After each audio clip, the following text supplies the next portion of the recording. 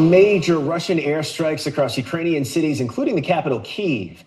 Ukrainian officials say at least 85 missiles have targeted the country's energy infrastructure. Ukraine is reporting widespread power outages now. This Russian barrage of airstrikes started, of course, after Ukraine took back the city of Kherson last week. Hey, if you like that video, be sure to subscribe to our ABC7 Chicago YouTube channel. All right, so welcome back, Truth Seeker. There's headlines all over like this that say Russian missiles hit Poland. And then you go to the story and there's no video, there's no evidence, but the headline is there. And I'm sure as the day goes on, the footage will manifest itself. But this pattern is something we talked about earlier this year on March 9th, 3/9, when the big news story was that the U.S. sent missile systems to Poland because of Russia-Ukraine. And I said, wow, what a day to send missile systems to Poland on March 9th, 3/9, like how in 1939, emphasis on 39, World War II began when Hitler invaded Poland. So guess how many days it is today that the headline breaks that missiles have hit Poland, or how many days after Putin's birthday it is, I should say. Let's go down here. Vladimir Putin, born October 7th, 1952, from his birthday to today, the supposed missile strikes in Poland, it's 39 days later. And again, just to remind you, Vice President Kamala Harris broke the news about the Patriot missile systems being sent to Poland on March 9th, 3/9. Now, in addition to this being 39 days after Putin's birthday, another pattern we've talked about all year in the build-up to World War III is the number 183. And notice the president of Poland, Andrzej Duda, from his May 16th birthday to today's news is 183 days later. And remember, the people who instigate these numerical rituals that we call world wars are from secret societies that go by the motto, order out of chaos. And again, here we are just after the anniversary of the conclusion of World War I, which ended on 11/11 at 11 a.m., they say. That's a whole lot of ones to conclude World War I, where, of course, 11 is the master number in numerology. But again, in this numerological language of letters and numbers, which comes from Jewish mysticism, Kabbalah, and again, they say all wars are bankers' wars, and who controls the majority of banks in the world? Again, Kabbalah is Jewish mysticism. That's where this whole thing of numbers and words comes from. But anyway, this pattern of 183 we've been talking about all year, the phrase order out of chaos equals 183. Again, that's the motto for the Jesuits and the Masons. And the word chaos alone is 46. And today, November 15th, is the day leaving 46 days left in the year. 8 years ago on this day, I came home and found out that my house had been ransacked and destroyed and everything of value stolen, and what was left was broken. And I guarantee you it was for sharing this work and knowledge, because it was right after I had investigated the local school shooting at the time in Washington State, right before the vote on gun reform. Again, a reported mass shooting, which made no sense in Washington State at Marysville-Pilchuck High School. Anyway, 183 days after his birthday. And, just to show you one of the many 183 things we talked about, at the time, they said this was one of the deadliest attacks on Ukraine by Russia. It was a missile strike 183 days after Putin's birthday. Missile strike 183, Vladimir Putin 183, Pearl Harbor 183. Again, Pearl Harbor was a major order out of chaos event. And let's not forget that Biden and Putin chose to meet last year on Pearl Harbor Day anniversary of all days, December 7th, 2021, to discuss what was going on in Ukraine with Biden telling Putin not to invade. Again, these numbers have been all over the ritual. Remember, Biden even dropped the 18.3 cent gas tax to help us with inflation. So again, all year I've been a broken record, you guys. They've been doing rituals all year in tribute to World War history. And it was so obvious what they did on March 9th. And I still remember people who left comments are like, are you kidding me, man? You really think that they did that in tribute to World War II? It's just like, what else do you think they're doing? See, that's the problem. The reason people leave comments like that is because they're so invested in all the lies. They are so invested in all the lies. They believe the word with lie right in the middle. They believe the news, the government, all these authorities. They're so invested in. So for those types of people, now you have another major coincidence to shrug off, you know, that we just happened to hit Poland, who's been a big focus this whole time, 39 days after Putin's birthday, or supposedly Putin hits Poland. And here, on top of that, you want to know what else is going on today? The date numerology. The date numerology is 48. 48. World War equals 48. So does Freemason. So does Illuminati. Again, the same people who denounce this information are the same ignorant people that don't realize the Illuminati is a real thing. Established May 1st, 1776. Even our nation's first president, George Washington, has a letter in the National Archive about his concerns about the Illuminati infiltrating Freemasonry, which he's a member of. And again, I know how dense people are in this nation. My own sister thinks that Freemasonry is a conspiracy theory. A real thing that's in every city in America, my sister thinks is a conspiracy theory. She doesn't even think Freemasonry is a real thing. That's how dense my sister is, who's a very typical American. Just so ignorant, just denounces reality as conspiracy theory. Again, the Illuminati was founded by the Jesuit Adam Weishaupt. And that's who runs this whole show. Jesuits and Masons. DC is the Masonic city where the Jesuits have been in the city for longer than the Feds or the Masons. And of course, modern Freemasonry is a Jesuit creation. Also, today's date numerology, it's not just 48, it's also 68. And remember, the longest chapter in Art of War, which was translated by the Jesuit priest, Father Amiot, the longest chapter is 68 paragraphs. So many war rituals was 68. We talked about how the whole Russia-Ukraine thing popped off on a 68 date numerology. For people who do not know, World War I and World War II began on 68 date numerology, and World War II began 68 years after Albert Pike penned his letter. It was August 15th, 1871. Look it up. Albert Pike's letter about 3 world wars was dated on the Jesuit order's birthday, August 15th. Of course, he was a prominent Freemason. That's why he has he's the only Confederate statue in D.C. because he's a Freemason and it's the Masonic city. He's considered one of the most important Masons in American history. But Albert Pike, he's got his letter about 3 world wars, and the bigger of those 2 world wars so far started exactly 68 years after the letter was written. Again, we've been talking about all this stuff all year. And all year they've been saying that if Putin attacks Poland, then all the NATO countries will respond and attack Russia. And what's it up to now? Is it up to 33 countries in NATO? So, again, all the numbers we've been talking about all year long. And here, even go back to this thing right here when they were saying this was one of the worst things Putin did earlier this year. It was on April 8th. It was on 4/8, you know? Well, let's not forget Russia also equals 48. How could I forget? Russia, 48. So,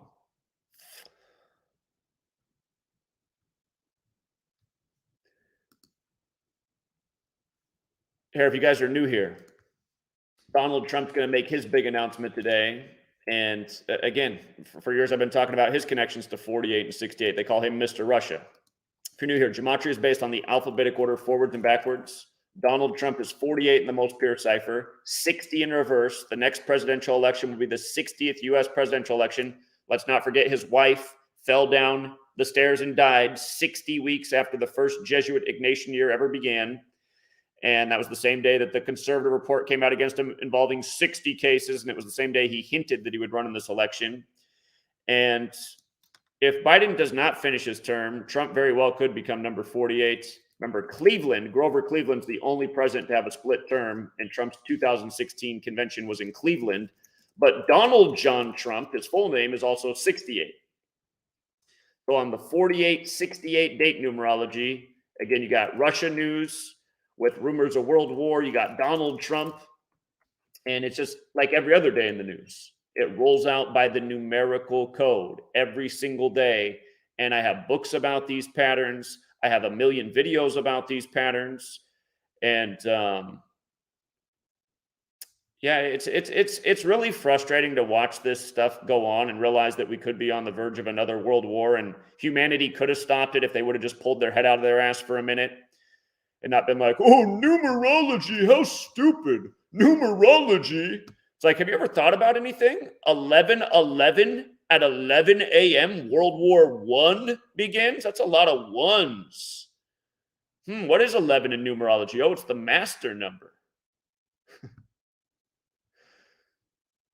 My dad made me laugh this weekend. He said he was listening to some radio show. My dad calls out this weekend. He goes, he reminded me of my girlfriend when I was 15 years old. I talked to my dad every Sunday. He goes, I was listening to some radio show, and they said that if you ever look at a clock at 11:11, you should make a wish. I said, yeah, I had a girl tell me that when I was 15 years old, Dad. My dad just turned 70 recently. Well, almost. Actually, I take it back. He'll turn 70 in April. He's almost 70. But he goes, yeah, so it was funny. I heard that on the radio, and then it was like the next day I happened to look at the clock, and it was 11:11, and I made a wish. I said, oh, well, don't tell me what it was or it won't come true. But yeah, I mean, it's just, people need to wake up. The people who rule over us, they are numerologists. What is etched on the temples of Freemasons? All is number. And for the record, you guys, Masonry equals 39. What's it based in? The 39 books of the Old Testament? Yes, it is. Yes, it is. It's very Jewish, just like Kabbalah is Jewish, Gematria is Jewish, Masonry is Jewish. The concept of banking, it's Jewish and Catholic, like the Jesuits, the world's first bankers, the Templars, the military order of the Catholic Church, the Jesuits who have the Templar cross in their logo. Must just all be a coincidence, But yeah, it's so frustrating, you guys. It is so frustrating to just watch this stuff go on, and somehow, some way, as we prove it every single day, that the work just doesn't spread to the people it needs to spread to. Yeah. I know a lot of you guys are asking about Jay Leno. I put up a post about that yesterday. Of course, Jay Leno's back in the news on the 201st day of his age, just like how Biden and Putin met 201 days after the Jesuit Ignatian year began. If you guys are new here, all of these numbers are very relevant to Judaism and the Jesuits. And again, the Jesuits are the Catholic military order that was founded by Jews who converted to Catholicism. Ignatius Loyola, Mr. 201 himself, or in the time of the first Jesuit Pope, Pope Francis, the first to live in Suite 201 at the Vatican. Again, go back and see everything that I showed at the beginning of this whole thing, how it was synced up with the Superior General of the Jesuits and Pope Francis. Here, Arturo Sosa just turned 74 years old, which is a super special number. I just pointed this out over the weekend when he turned 74. They're the Society of Jesus, Jesus Cross, Gospel, Parables, Messiah. All those words are 74. Occult, Masonic, Jewish, killing. But his birthday is November 12th. Just to remind you how this all unfolded. November 12th, 2021. 2022, remember, order out of chaos. We're talking about 183. When you run it into versus 222, that was the day that Russia put their troops into Ukraine. And that was the day Biden addressed the nation at 2:22 p.m. sharp. They're not into numbers, you guys. Biden's just getting up there at 2:22 p.m. sharp on 2/22 by accident. And not to mention, I wrote a book that came out in 2020 called Number Games 9/11 to Coronavirus, and why the pandemic was declared exactly 222 months after 9/11 happened. Wuhan coronavirus 222, New York 222, and a million other things. But anyhow, those 102 days later mean everything. Because look, Art of War is 102. Just like how 9/11 was simulated June 1st, 2001, 102 days before the attack that they said lasted 102 minutes. And every time I say things like that, people are like, how do you know the attack lasted 102 minutes? It's like, well, did you try typing it in? 9/11, 102 minutes. Let me see what happens if I take those 5 seconds to, oh my God, there's a film called 102 Minutes that changed America? Again, you guys, there's this thing out there called a search engine. You might have heard of the name before, Google. If you type things into it, well, they do censor a lot of information now, but if you do type some things in it, some answers still come up. So, but yeah, it's not just that, let me type it right. It's not just that it was 102 days after the Superior General's birthday that the whole Russia-Ukraine thing popped off. It's also that it was on 222 and the title Superior General equals 222. When you run it the other way, it's 183, just like order out of chaos. And notice the 84, just like Jesuit, just like the Jesuit orders 84, just like the Catholic Church is 84. Putin, or hold on, I'm tripping, it's Vladimir. It's Vladimir Putin, that's what it is. Vladimir Putin's also 84 and 183, you see? You ever heard that George Orwell back 1984 about the society ruled over by lies and propaganda and screens and that's always at war? The red and black cover, the original one, like the Jesuits, like the Nazis. Again, Putin invades Poland in 39. Now Putin's in Poland 39 days after his birthday. Ever heard about all the businessmen in the U.S. who collaborated with the Nazis and made a whole bunch of money, like the Bush family? Ever heard there's a big club and you're not in it? Ever heard of the New World Order, which the Bushes couldn't get out of their mouth? Oh, these are all conspiracy theories. I don't want to listen to these conspiracy theories. Vladimir Putin's a bad guy. God bless America. Yeah, and you're the product of the deliberate dumbing down of the nation. So... Here, and I just want to show you the kind of stuff that's frustrating. I recently went on somebody's live stream. They had a video up called Gematria, making fun of how this knowledge is so stupid and it's completely pointless and it sucks people into something that's schizophrenic and there's never been a bigger waste of time. It's just like, how can you be saying this stuff in 2022 when we've helped people pad their pockets, break out of their slave job, break out of the matrix of politics and sports and fear-based propaganda. And then again, I was just watching the guy's stream before I even got on there. He's telling his audience, all you can do in this world is find peace by believing in Jesus. Not to mention in his backdrop, he has a big 201 behind his head, the number of the Society of Jesus. But yeah, I just want to show you guys why I'm frustrated. I'm going to show you a recent video this guy made over the weekend.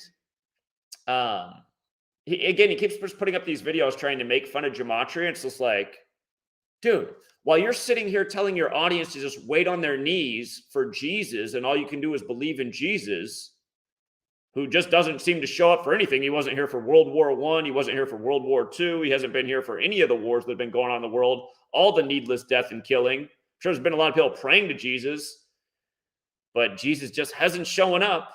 But anyway, again, you guys, this is why I don't like religious people. They are part of the problem. They're telling people to believe, the word with lie in the middle, believe in children's stories that don't make any sense.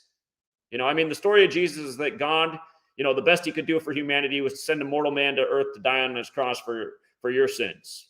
I mean, if you really think that's the best God can do, I don't know what to tell you.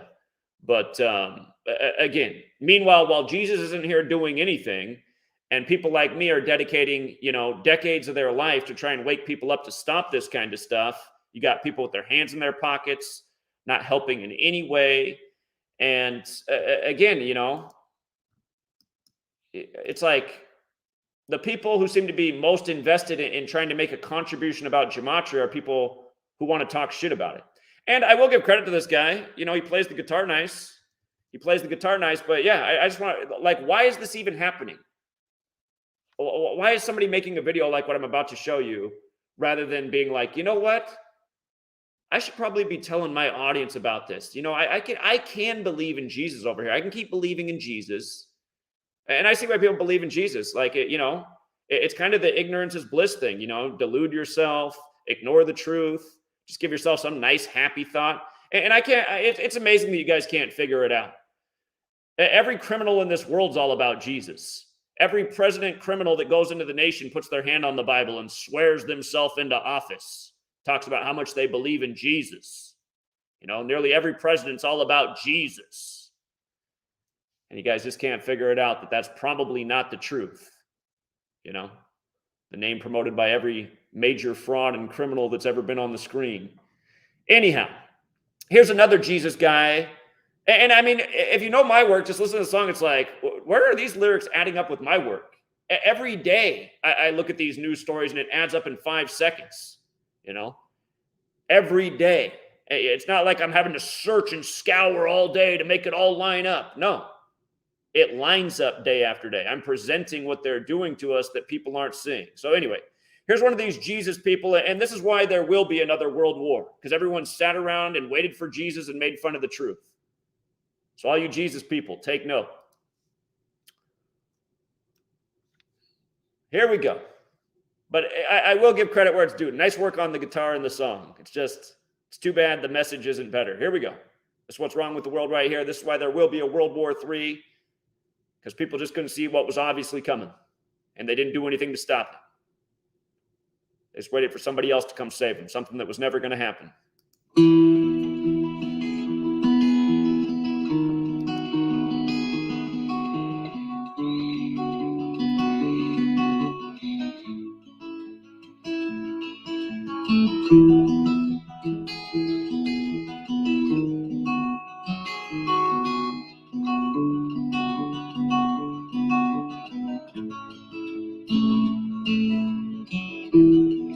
When nothing quite adds up and the numbers just ain't talking, should I run them through the cipher again?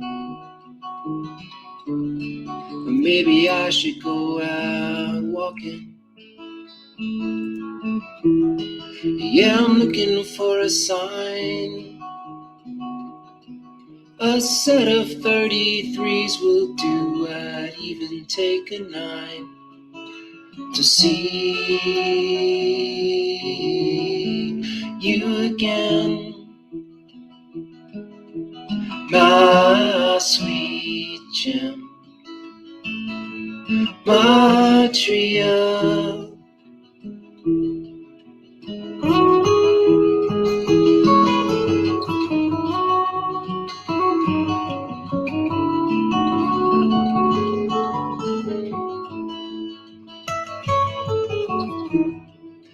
And now I watch the news,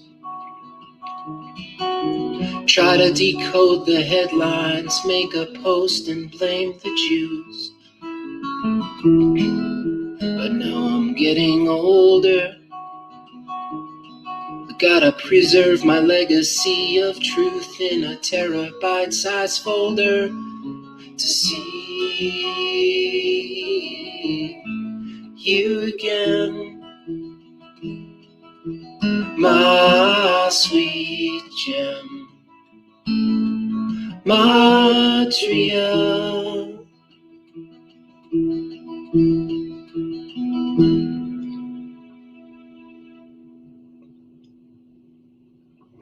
Okay, so there's your typical Christian.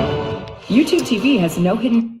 And again, I mean, it's annoying, you guys. It's annoying that there's more people in the world invested in making fun of this work and putting their own little bullshit spin on it. But no, I've been here for 10 years straight, and I've never once ever tried to like contrive a story to make it fit. And I'm telling you, it takes seconds to just, once you're aware of the information, it takes seconds to look at these stories and see what they did.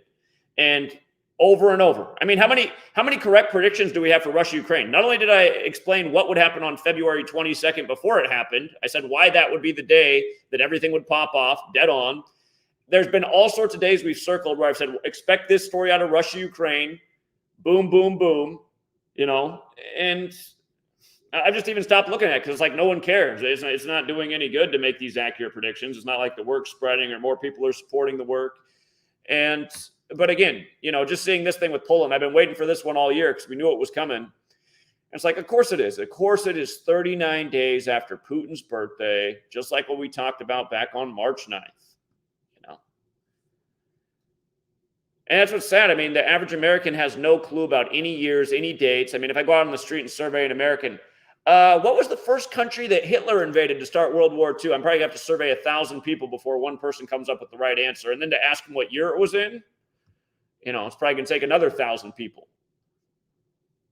So, again, that's why we got the phrases all around us. Those who don't know history are doomed to repeat it.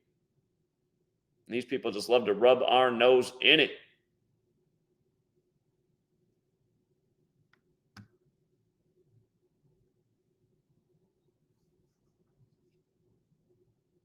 And also another breaking headline right now is Kevin McCarthy is going to be the Speaker of the House. When you think McCarthy in politics, what's it remind you of? McCarthy in politics. Does that remind you of anything from history? Anyone ever heard of McCarthyism? McCarthyism. If you don't know about this, McCarthyism, the Red Scare, back when communism was a bigger threat to America. Now we got China and Russia and rumors of world war against these communist nations. And McCarthy's becoming the Speaker of the House on the exact same day that this is happening, that this thing they've been talking about all year, which could be the precursor to World War III, one of the NATO countries getting attacked by Russia. What a strategic attack by Putin to attack a farm in Poland. Like, that doesn't sound like a load of shit false flag. And let's not forget that earlier this year, on the anniversary of the 93 World Trade Center bombing, all day they showed us a building supposedly in Ukraine. Could have been in a Hollywood studio for all we know. But it's supposedly been hit by a missile, and it looked a lot like what the World Trade Center looked like on the day of 9/11, where, of course, the 93 World Trade Center bombing was the big precursor. So, anyhow, shout out to Mr. Scott. I appreciate the super chat. Mr. Scott, always very generous.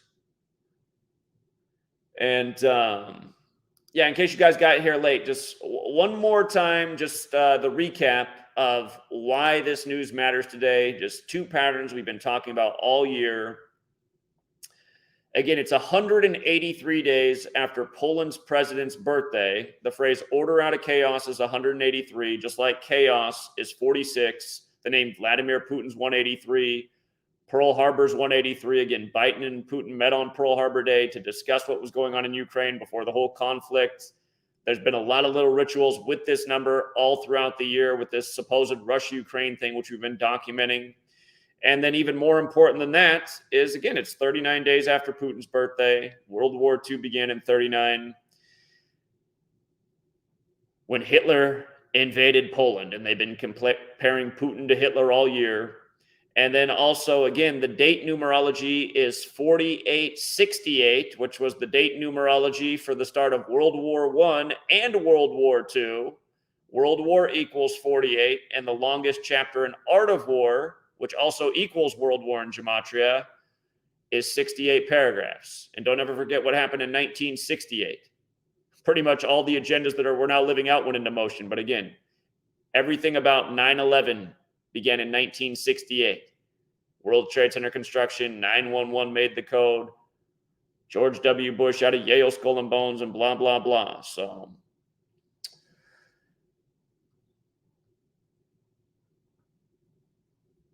yeah. I guess while I'm on here, just one more thing that was in the news that broke last night that they're also talking about today.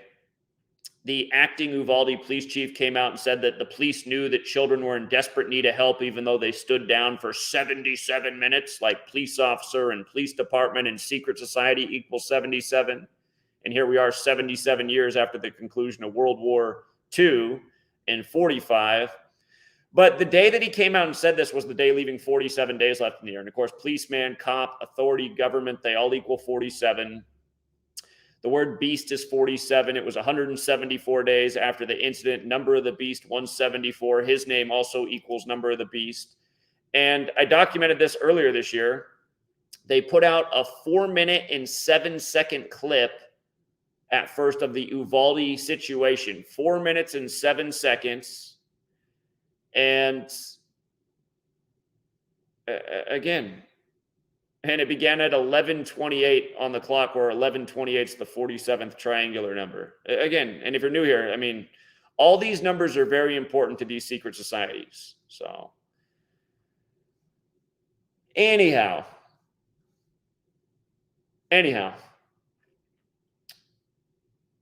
for all of you people who just sat on your hands all these years and denounced the work I've been putting out and criticized me and said, oh, I mean, all we need to do is believe in Jesus. Well, again, when the next group of youngsters are getting sent off to get blown up and become cannon fodder in the next needless war, just remember, Jesus didn't show up again. And maybe you should switch up your philosophy and spiritual beliefs. You can keep believing in nonsense, which does nothing for anybody, but, you know, essentially keeps the tyrants right where they want to be, ruling over, millions of people at once, where most of them don't think they can do anything, and all they can do is believe in things like Jesus, or you can become part of, the truth seeker brigade, if you will, like us, and get out and try to wake people up and change the world. And I know what the morons will say. Well, they'll say, well, Zach, you haven't changed the world. Yeah, I haven't changed the world because not enough people are out there helping. I guarantee you had a lot more people been doing what I was doing for the last 20 years. I've been speaking out since 9/11 happened. I guarantee you the world would be a lot different place. Guarantee a lot of bullshit would be shut down, and from news media to rigged sports games to bullshit politics, I guarantee it'd all be over with. These corporations that poison everybody every day, they'd all be out of business. The criminals would be out of business. It'd be a whole different ball game. So I think Jesus would come down and tell some of his minions, maybe you guys should stop putting so much Coca-Cola in your mouth. You know that company's evil. It's turning your body to shit. You're going to have diabetes. It's funny, you think Jesus would give him some tips. Anyway.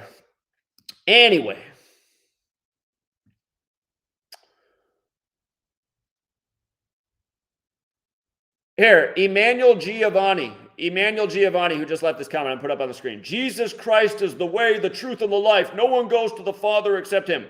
Here's what I want you to do, Emmanuel. I'm going to open up the phone for just you.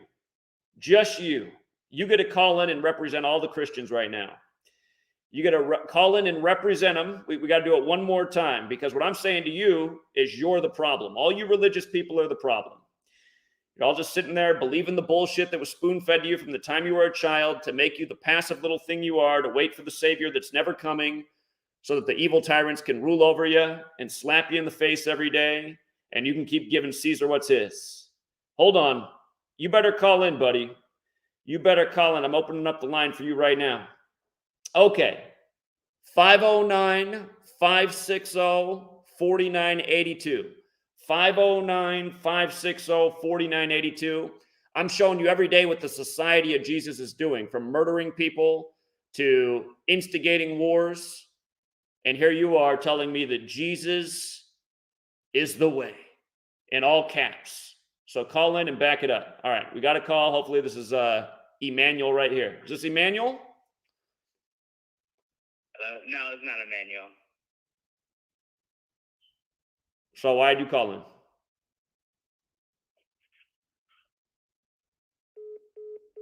in? Emmanuel, don't let people call in and speak for you. I want to hear from the most outspoken Jesus trumpeter, Jesus trumpeter in the chat right now in all caps. Where's Jesus? Why isn't Jesus doing something right now to stop this? It's just like when I was in Buffalo. The rudest person there was this Christian woman who's probably used to talking down to men in her community, because we know what's going on in black communities. They've destroyed the male in the black community. Almost everyone's raised by their grandma or their single mother. But she got out there and started shouting me down and told me to be quiet. She was out there for the church. This was her neighborhood. It's like, okay, so you're out here leading a prayer to Jesus. I'm out here showing you what just really happened to your neighborhood, She's probably in her Buffalo Bills jersey on Sunday crying about the upset to the Vikings. Probably praying to Jesus that they win the football game. Emmanuel, are you going to call in?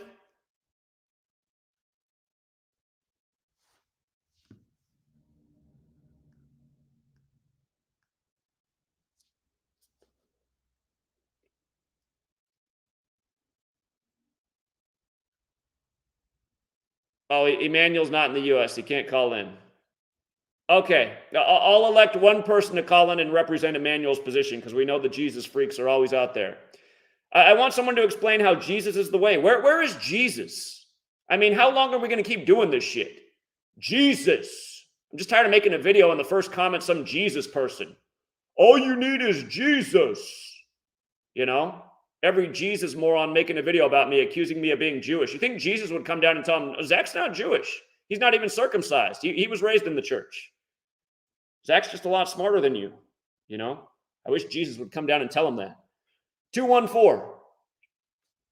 Sorry, yeah, I'm not like, I mean, I'm a Christian, but to be honest, the whole like Trump image and the whole Republican Party takes the name. You know, they just ruined it. You know, like look at all the wars they did. But like I'm saying that, why didn't do you think the Jesuits maybe like Jesus was something kind of like good, like any religion, but like you know, there's always some Illuminati. Here, again, when it comes to Jesus, you guys, let's just remember the facts. There's no historical record anywhere Jesus ever existed. And in the book about him, there's almost no physical description of the person. You think that's, I mean, there's so many pages there and no physical description. That's pretty amazing. 260 chapters in the New Testament and almost no physical description of Jesus. Just what somebody saw in their dream, which is Revelation 1:14 through 16.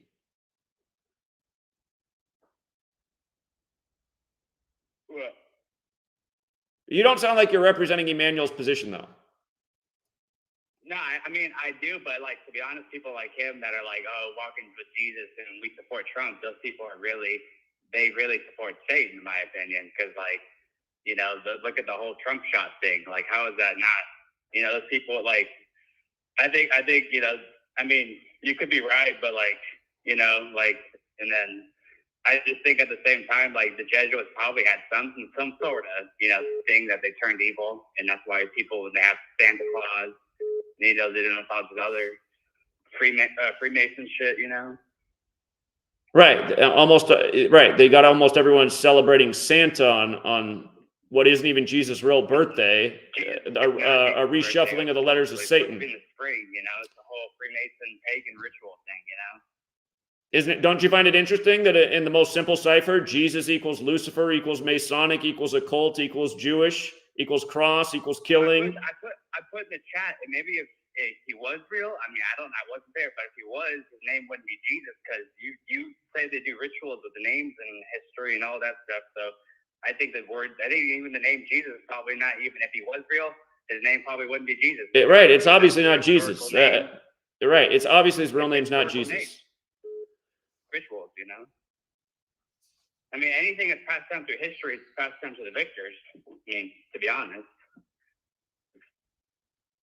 although we know even the names, even the days of the week, Monday, Sunday, we go to church on Sunday, you know. Exactly, it's so obvious. It's sun worship. I mean, no, but like, I still don't like. I think the Bible's like, you know, it has some wisdom in it, but like, to be honest, people. Like anything good, they like science, you know. Science does good. Science is not that bad, but you know, look at all the transhumanism, all the. I don't understand why everyone's hung up on this idea that you need a middleman between you and God, and people get mad. Jesus isn't a middleman. What is he then? He said, "No one comes to the Father but through me." That means he's the middleman. So why would God need a middleman? The New Testament also tells you to bow down to the government too. So like, that's what I'm saying. It does, and it condones slavery. It condones slavery. It tells you to bow down to government, and that you need a middleman to get to God. Isn't that just like exactly what the church wants you to think? That you need a middleman to get to God, so you're in there on Sunday putting money in the plate. But I mean, like in the devil's advocate kind of way, like, you know, if like he was real, like the whole Bible was accurate, then the Jesuits or whoever, you know, started printing out Bibles in the beginning. I got it. Yeah, you're not. I appreciate you, but I need somebody to represent Emmanuel's position. Appreciate you, man. You have a good day. All right, I'm going to try Philadelphia since it's biblical. Philadelphia, are you going to represent Emmanuel's position? Oh yeah, absolutely, man. There's a couple things because I'm at work right now, so I gotta be quick and concise with this. First of all, what came first, the Old Testament or Gematria? What came first, the Old Testament or Gematria? Well, that's hard to answer because the Kabbalistic system, I would imagine that Gematria probably came first. I would imagine that Kabbalah came first because... The Old Testament came way before Gematria, right? No, I couldn't say definitively because no... What do you mean the Old Testament? Okay, can you shut the fuck up for a minute and stop talking because you don't know what you're talking about? Nobody knows what the true origins of Kabbalah is or how old it is. They say it goes back to at least Babylon. So that's a lot older than the Old Testament. But the false Jews didn't come about till when? What is your point? So there are over 1,800 prophecies in the Bible. There are 300 confirmed prophecies that already came to pass. Such as? What's a confirmed prophecy from the Bible? Give me an example. Give me one. Give me one confirmed prophecy from the Bible. You still have not read the Bible. Give me one confirmed prophecy from the Bible. One. You still haven't read it from front. Can you just give me one and shut the fuck up? God, I can't stand and listen to sorry-ass motherfuckers like you. No, you're a fucking idiot because you're just talking bullshit and then you can't back it up. Give me one confirmed prophecy or shut the fuck up. You're talking over me because you know I'm right. Adios. That's a fucking moron, you guys. He couldn't give me one confirmed prophecy. Okay, Toronto, you get a try. All right, man. I'll vouch for both of you because I see where you're going with this, you know, because you can't wait for somebody to save you. That's slavery, right? A slave waits for somebody to save them. That's called a slave. And that's what it is. That's what I've always told you the Bible is. The Bible is a book for slaves. You want to be a slave? Believe in that bullshit, slave. No, it's truth. It's truth, but it's truth. You know? There's elements of truth in it, but I mean it's full of fiction. Hold on. Are we saying the whole Bible is truth? Because there's all sorts of things that cannot be verified in there. It's all truth, man. The whole book is written by the Holy Ghost, which is, man, it's like a higher dimensional spirit that's not from this world. It's a universal consciousness. It's like the magic mushroom, man. That represents the Holy Ghost, you know? When you're tripping on mushrooms, that's the bread of life. That's the bread of Jesus. When Jesus says body of Christ, he's talking about the magic mushroom. So what verse is it in the New Testament? Because I haven't read this one. Where does Jesus instruct you to take magic mushrooms? When the Israelites were running away from slavery, God came to Moses and said to eat manna from heaven. He said it would rain manna. When he said it would rain manna is the mushrooms. So, you know, if you search up the verse with, you know, when they're in the desert and they're you know, running away from their captivity, you'll see Moses state that there was going to be manna from heaven that was going to fall from heaven, which was pretty much magic mushrooms. And they were supposed to eat the magic mushrooms. I just want to be clear that I'm not against. I advocate for magic mushrooms. I think magic mushrooms could actually, if everybody took the right dose of mushrooms, I think the world could change for the better. But I have never heard this interpretation that raining manna is raining mushrooms. And that's also in the Old Testament. I just asked what verse where did Jesus instruct to take magic mushrooms? Listen, I'm not too rehearsed on which verse it is. If you search up, you're not even in the right book. Heaven, you'll see the verse. It literally says that it rained and it was some sort of dew. What's dew? Dew is like a fungus, right? Dew is like the moisture on the grass in the morning, on vegetation. Correct. So that's exactly how mushrooms grow. It's through a dew. And you'll see it adds up to magic mushrooms. Anyway, my point is that if you're waiting for something to save you, Jesus ain't gonna save you, man. You need to put in the work, you know? You put in the work. These guys just talk. They just talk and say, oh, Jesus this, Jesus that. You actually put in the work, you know? And putting in the work is probably more important than just believing, you know? Because believing, I find that most Christians, they just believe and then they think they're going to be saved. They're lazy. Meanwhile, you're on the other side of the spectrum. You're saying, fuck believing. I want to be the Christ. You know, you're like the Christ. When I hear you speak, I feel like I'm hearing Jesus speak through you. Like you know? So people have this weird perception on what Jesus is, you know? I hear Jesus through you all the time. When you're speaking gematria, when you're telling, you know, people to fast, don't eat this, don't eat that, that's Jesus. Jesus said to be like him, right? He said to be like him. You're trying to free the slaves. So you are, for me, you are Jesus. You are Jesus. So I just want people to understand that again, that's my spiritual belief, is that we can all be like Jesus or we can all be like Satan. Again, I do think that the Christian teachings try to guide people in the right way. And I was raised Lutheran, so I mean, that is still my spiritual foundation as well. But I just grew up and I realized religion was really annoying and everyone uses it as a crutch and some kind of bullshit. And it ultimately like makes humanity worse. And it's just so manding. And for 10 years I've been here, and pretty much every critic I have talking shit about me all the time is some Jesus believer. And that's why I feel like this Jesus word is actually something evil, because almost all of his believers are shitty fucking people. And I know that, I say that based on my life experience and the Jesus people I've known. They've almost all been shitty people who are frauds, who hide behind their religion, and they just make me sick. And just hearing people be, I was just watching somebody stream the other day, and they're like, you know what? I used to be worried about like the evils going on in the world, and I was trying to get my people to see me.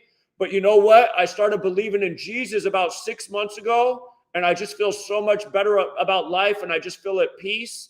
And I'm like, God.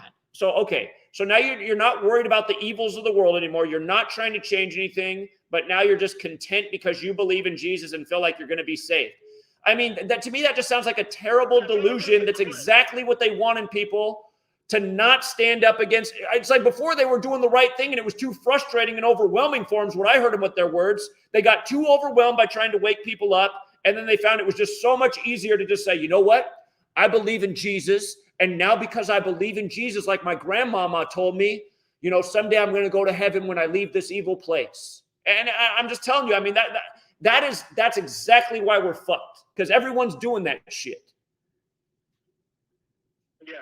Yeah, you need to find a balance, you know. You can't just use Jesus as a crutch, you know. It even says in the Bible, many will come to me and say, hey, Jesus, I believed in you. Hey, I did this.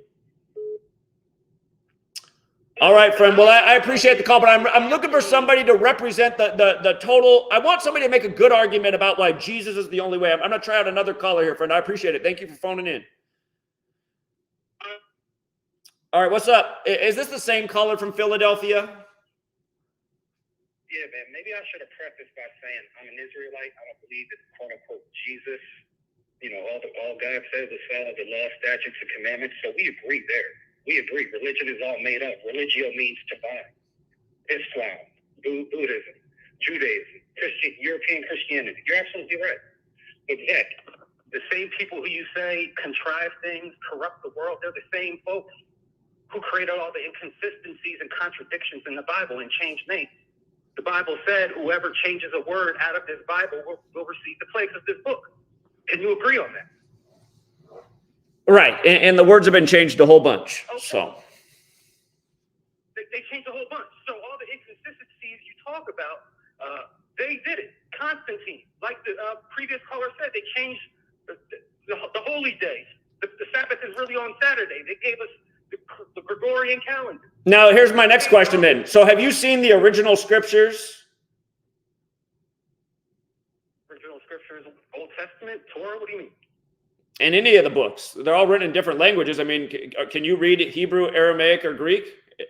Not yet. Not yet. So this is my point exactly, because you're making points like these are other points I'll go to. So why are we still even stuck up on it? We're talking about these re-edited books, completely retranslated, new meaning, new names, and it's just like, what is the point? What is the point of doing this?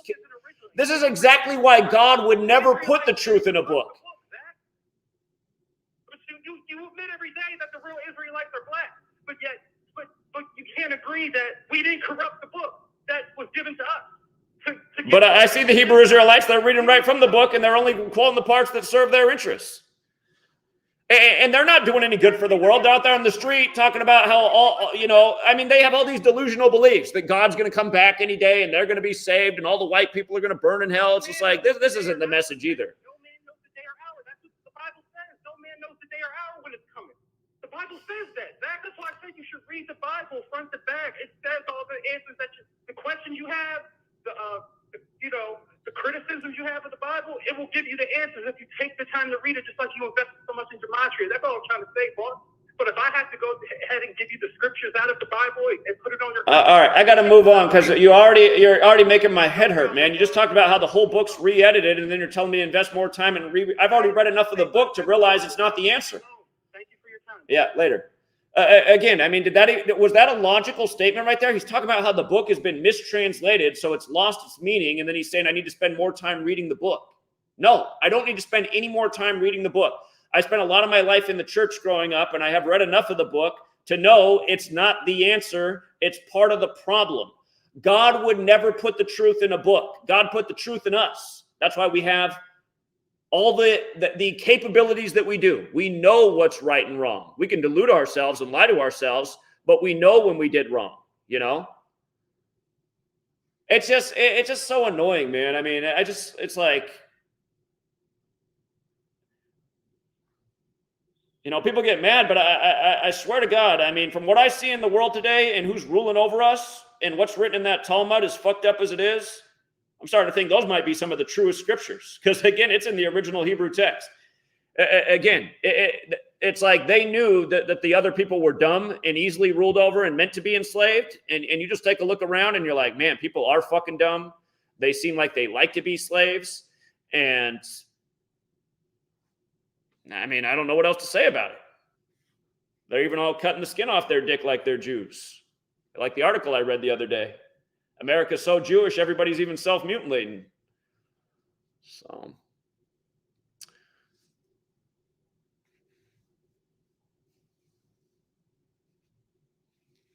yeah, it's just, you guys, I'm just so annoyed just watching this shit go on for all this time. And yeah, it's like almost any time a video is made about me or this work, it's somebody talking shit, and they're almost always Christian. So I just get more convinced with each day that religion is absolutely evil and turns people against everything that's right in the world.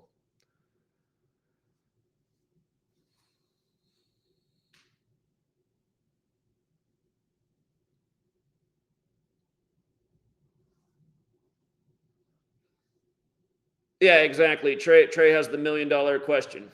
If it's supposed to save us all, why is it only fucked up the world more? What's up, 228? Hey, Mr. Zach, how you doing? Can you hear me? I'm doing all right. What's up? Hey, I don't know if I'm going to make a case for Christianity, but I just want to point out something that a lot of us are looking for the, evidences for this and that, but you got to remember that Christianity is a religion of faith. Now, Christianity describes faith as the substance of things hoped for and the evidence of things not seen. So it's really not a book that's going to provide tangible evidence for you to say, aha, now we get it. It's not about that. It's a spiritual book. So when you start looking for substance, tangible things, then you're dealing with the carnal. So you're never going to make a case that wakes Christians up and make them, turn away from that, going at it from a carnal angle. You understand what I'm saying? Because the whole foundation is based on faith, which is evidence of things not seen. Does that make any sense? I do get what you're saying. Yeah, that's why they say you can't convince a believer of anything. Their entire system of thinking is based on what they believe in, not evidence. Exactly. Now, me personally, I no longer subscribe to Orthodox Christianity, but I still believe in a lot of the values of the book, because here's my thing. Nowhere in the New Testament does the Bible authorize men who have done evil things in the name of that book to do them. You can't show it to them. You can point out some men who done took that book and deceived simple-minded people. But you can't point out a scripture in that book that tells or authorizes recognizes, that'd be like somebody taking Zachary Hubbard's name, stealing your identity, and going out there and doing a bunch of treacherous things in your name. And then people measure you by what you had not authorized other people to do in your name. So this whole argument is based upon what men have done who haven't been authorized to do them in the name of that book. And so it's just, like I said, I'm kind of neutral on it, but I understand where the frustration is coming from. A lot of Christians are asleep. They piling into that church, and their brains is turned off. But at the same time, I can understand some of the values in the book to be a better regimen for society, because you got to realize the nation that we live in, and I'm going to shut up, but the nation that we live in, and all the things that we do like about the nation that we live in, we're pretty much built by religious people. It's the generation that did the least amount of building that seems to be the most woke. And I have a problem with that. Because the other ones that got so much time on their hands, they sitting around saying, everybody knows so much about the Bible, but nobody can tell me what the scriptures mean. We're just having arguments about the Bible itself and how it messes. But what does it mean? And if I had the time, I would love to have one of those discussions one day. But that's all I had. I appreciate you for taking my call. Sure, I appreciate you calling in, and I think you made a bunch of good points. Thank you. Yes, sir. All right, take care. Okay, I'm going to remind you guys, shit is about to get real in this world, you guys, and it's going to be done in the name of Jesus. And again, here's the whole thing that brought me to this work, that I knew this stuff was no accident. Remember, Israel's 74 years old right now, and the Superior General, the leader of the Jesuits, which is the Jewish Catholic Alliance, he just turned 74 November 12th. Jesus, cross, Messiah, gospel, parables, Lucifer, occult, Masonic, Jewish, killing, holiday, which means holy day, like our nation's birthday, 7-4. They're all 74. Okay?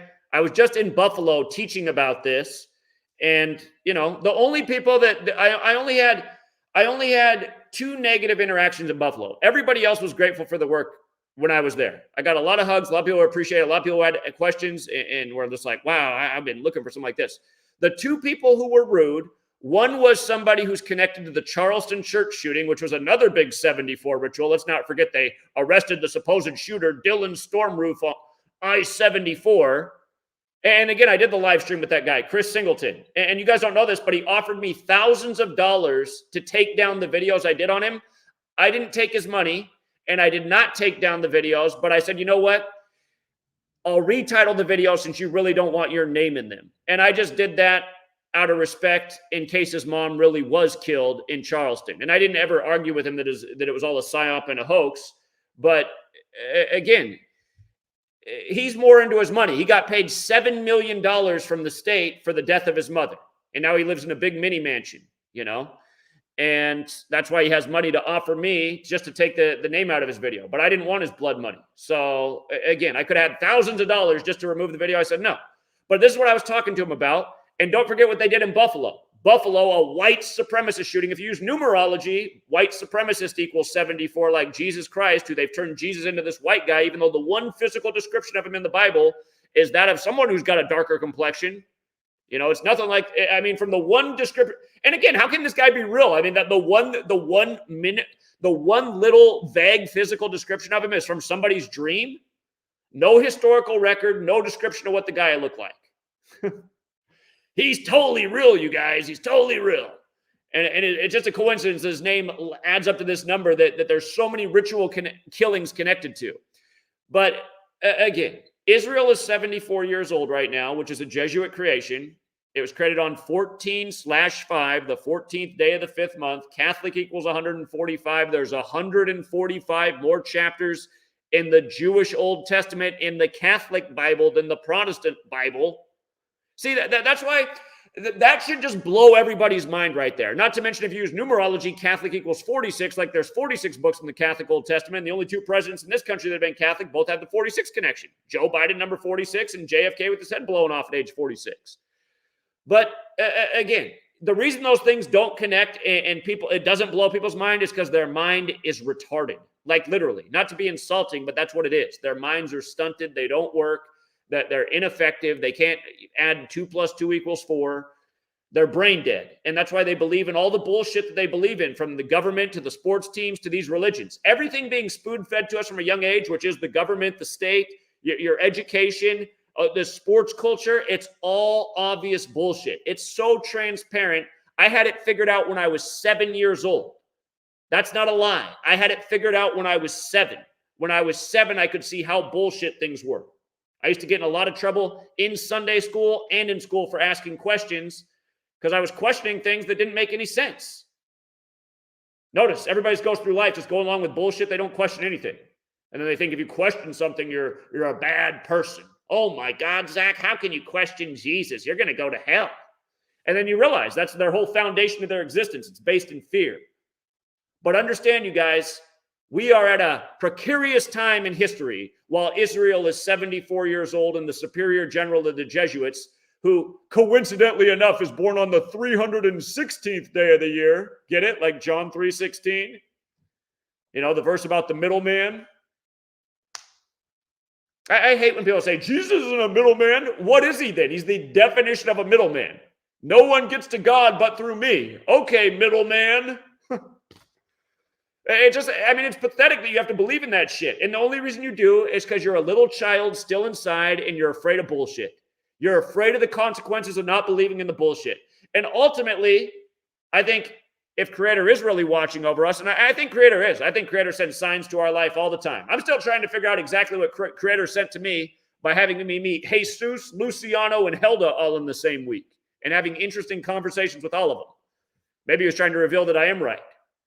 You know, that this Jesus character is a trick and more connected to, you know, spiritual wickedness, deception, like Lucifer.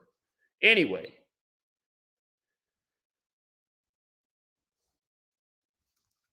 Notice, right after the superior general turns 74, here's the thing they've been talking about all year. If Russia attacks Poland, how it could set off World War III. Boom. It's fucking 3 days later, you guys. 3 days later. And all this manufactured bullshit in the name of Jesus synced up with the Society of Jesus. I'm showing you guys how Kanye West, how his mom was sacrificed in a Jesus ritual, just like they've done to so many other people, Tupac and beyond. And I got people leaving comments to the video. Jesus is the truth. It's like, man, these people their brain must be a fucking rock. So you mean that after I just showed you this, you're still thinking that's all you can respond? Jesus is the truth. Jesus is the truth, as every evil fucker in this world uses that name, like it's some kind of credibility that they believe in Jesus and they're going to put this hand on this book. I mean, you talk about a stupid fucking population, man. Here, I'm going to take one more call. Arizona, where I used to be back in my college days. Arizona. Zach, how you doing, brother? I've been doing better. What's up? Nothing, man. Look, dude, I love you, man. I'm a Patreon guy with you. What's your book? Yada, yada.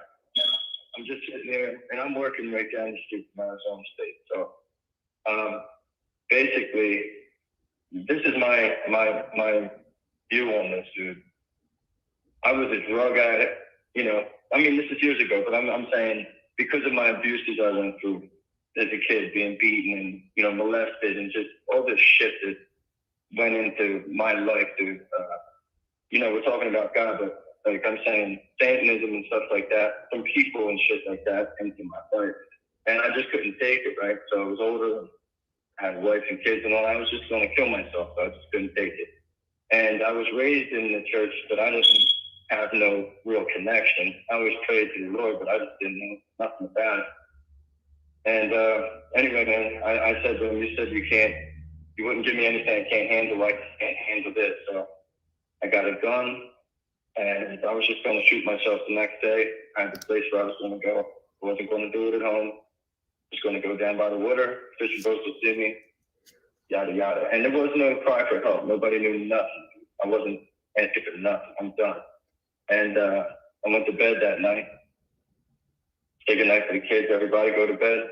And that night, you call it a dream, whatever you want to call it, but to me, I'm in this suffering place where I feel like, oh shit, I already killed myself and I can't get out of here. So I was being tortured. I was being ripped apart by, well, as you would call it, demons or whatever you want to call it. But the pain, that wasn't the pain. The pain was a separation from God. And in that moment, I knew, as long as we're here walking around, whatever, we're separate, we're connected to God. I don't care what their beliefs are. They still have a spark of life in them.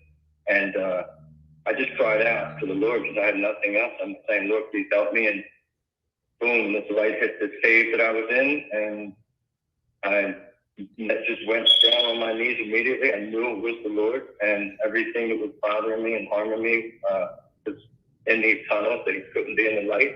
And when I felt to look up, man, it was Jesus floating right above me. And he reached down to grab my hand. I reached up and grabbed his hand. And we ascended out of that cave into like these beautiful, beautiful sky clouds, yada, yada. And he told me, I'm going to take your addiction. You suffered long enough. And he said, so he said like, yo, I'm Jesus.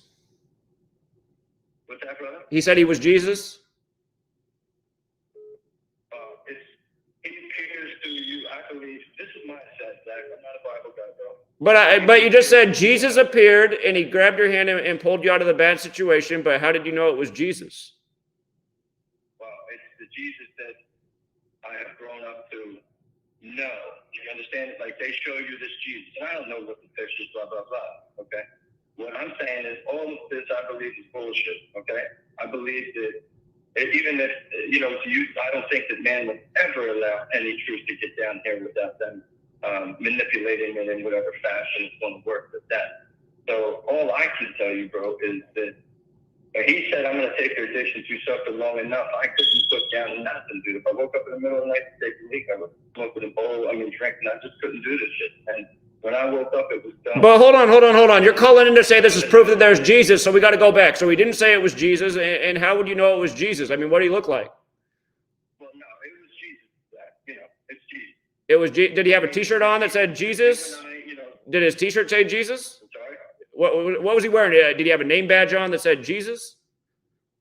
No. Of course, yeah. What do you think? So what did he look like, and how do we know it was Jesus? We have to establish these points if this is the proof that there's Jesus. Because I'm wondering why Jesus doesn't show up for a lot of other people who are about to commit suicide or getting raped. Jesus should be intervening in all sorts of situations in this world. So I'm wondering why Jesus came to help you out. And I don't do the same thing, but I can't answer the other questions about anyone else's thing. But I have heard stories or testimonies of people. Just go back and answer the question. What did he look like, and how do you know it was Jesus? He looked like the Jesus that they project. So he looked white? White with long hair and a beard? Not white Jesus. No. So he looked like what Jesus? Who projected him this way? What do he look like? Darker Jesus. He's like, black Jesus. Oh, he looked like black Jesus. Look, listen, let me tell you something. He doesn't have to tell you who the hell he is. When you're in his presence, you already know who he is. And you, brother, I'm not arguing with you. I'm telling you, you're already doing a great thing with what you're doing, dude. What you're doing is spreading truth. So however you're doing is great. And you're right to question on bullshit. Here's what I'm going to say. I'm glad that God intervened and kept you from killing yourself. I'm glad you're still here. But again, I've heard a lot of people giving me a lot of calls like this, and it's just always so vague. And I'm like, well, wait a minute. How do you know that's Jesus? Because if you can imagine, the air around you is electrified. You ever have a knowing of something? You know what I'm saying? Imagine you were raised Islamic. I mean, you would have thought it was a different presence other than Jesus, right? If you were raised in some other spirituality, you would have thought it was something else. But I'm not, brother, listen to me. You're not understanding. I'm not saying that a Muslim who has a vision or whatever, I don't believe in that bullshit, okay? I think he loves everybody. I think he loves them where they're at. He comes to them as they recognize him or would recognize him, and God. And I don't think he feels biased. I think this bullshit religion is just for everybody to argue. I'm going to argue with a Muslim or any of this shit. I don't believe it. There's an all-knowing creator somehow he sends down and helps out whoever he can, and if he doesn't, then maybe that's where they were for that point. I can't answer that, but I don't believe that, oh, I'm right, and that the Muslim guy, he's Allah, that's wrong. I don't believe that shit. I believe he shows up to whoever, because he knows how he has to show up to them in order to get a hold of them and change their life. And that's what I'm saying. I think all these people arguing is bullshit. I think it's the Bible has so much truth, but it's the biggest riddle in the fucking world, dude. And you know, I'm talking this way because I'm passionate about it. I see everybody arguing and it's bullshit. All right, man. Well, I appreciate you calling in and giving your testimony. Thank you so much. You have a great day, friend. Appreciate it. Okay. And by the way, with another 74 killing ritual, yesterday was King Charles' 74th birthday. And what was the big headline we all woke up to in the morning? The 3 dead Cavaliers. Remind me what Cavaliers are. Oh, that's right. They're people that fought for King Charles in the Civil War, the English Civil War.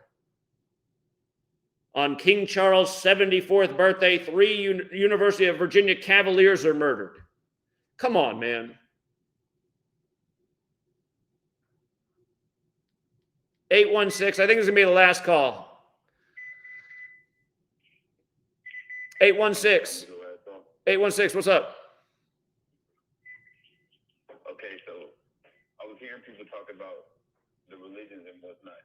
All the books, all the Hebrew books were basically philosophical stuff from them. Like, you know, like none of it was proven. Well, some of it was proven to be true. Like some stuff that they found from the Bible. Like also in all the other scriptures, all holy scriptures, they say about Jesus or Joshua or Israel.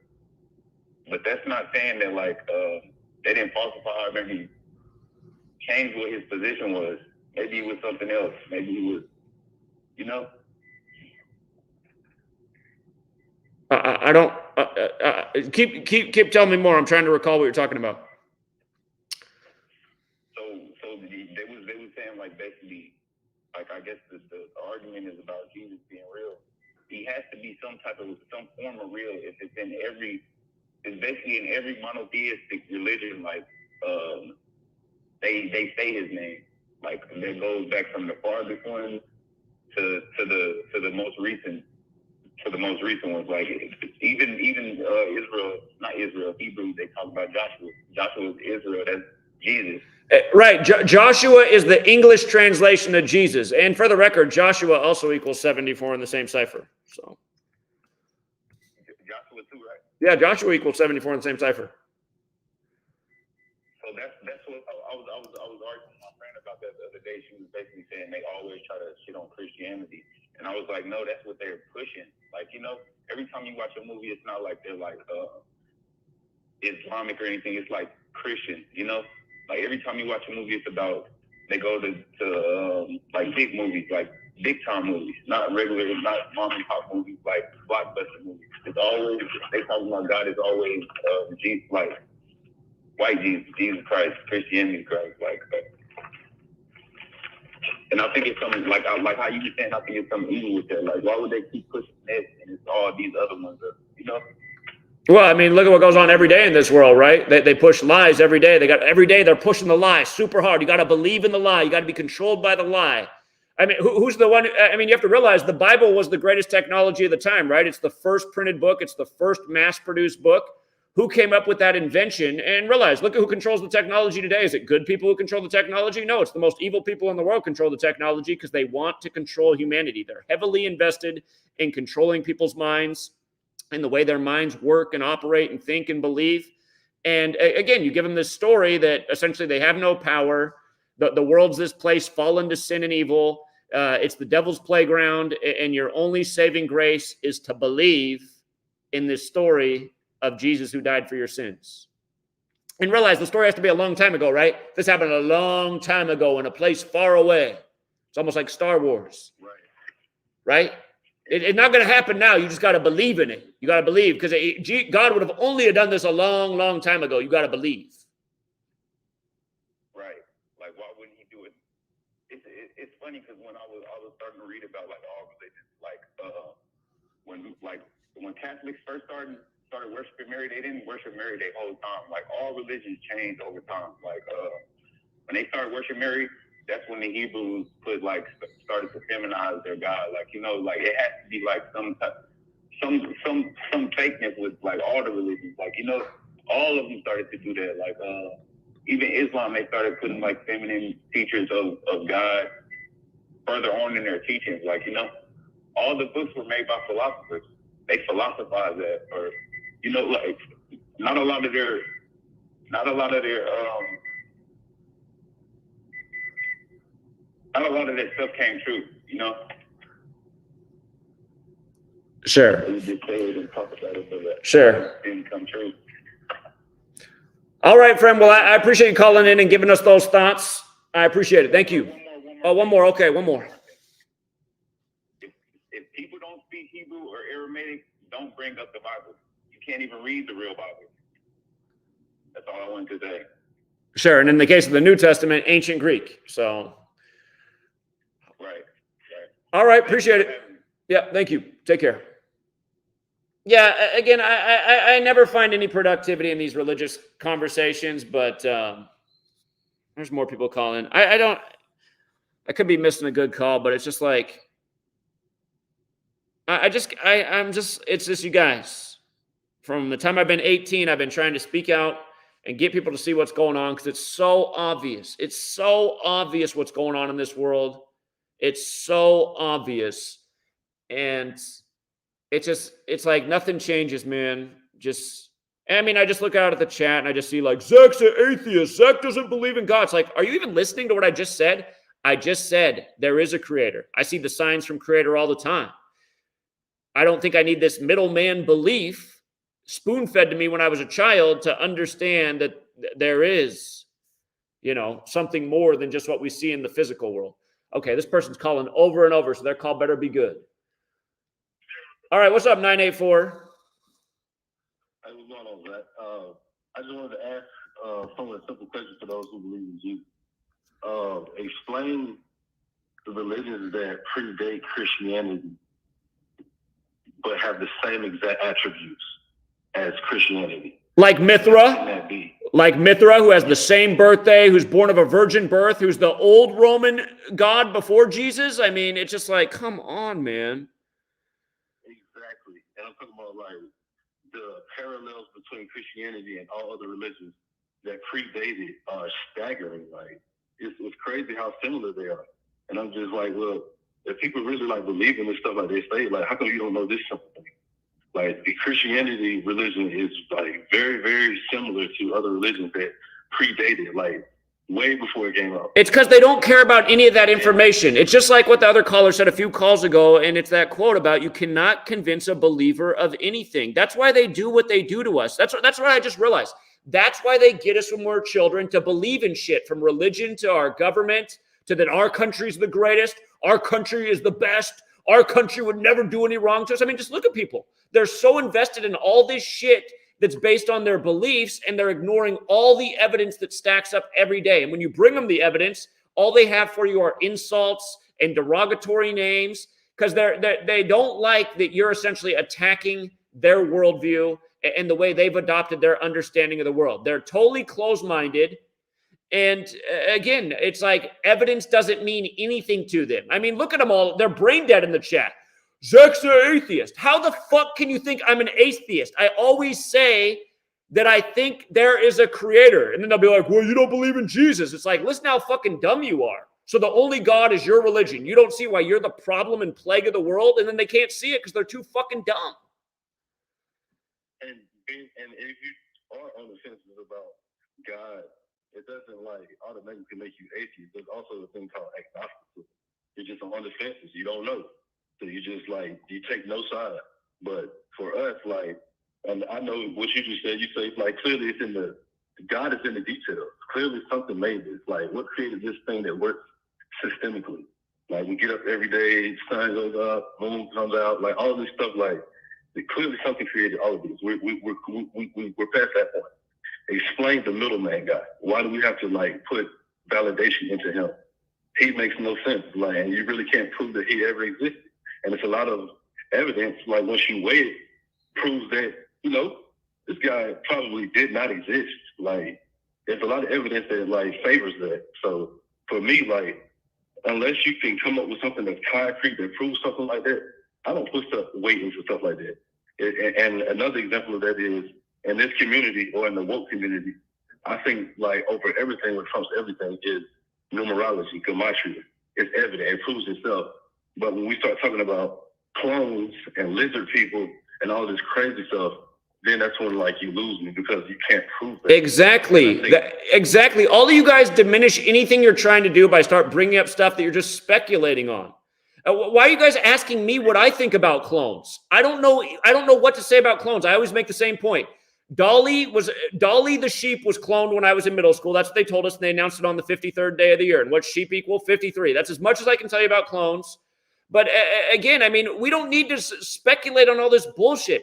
We know what they're doing. Somebody just left a comment. Zach, do you think porn stars are clones? I think porn stars are probably motivated by money to do what they do, just like how most people that are doing things that they probably shouldn't do are doing it because of money.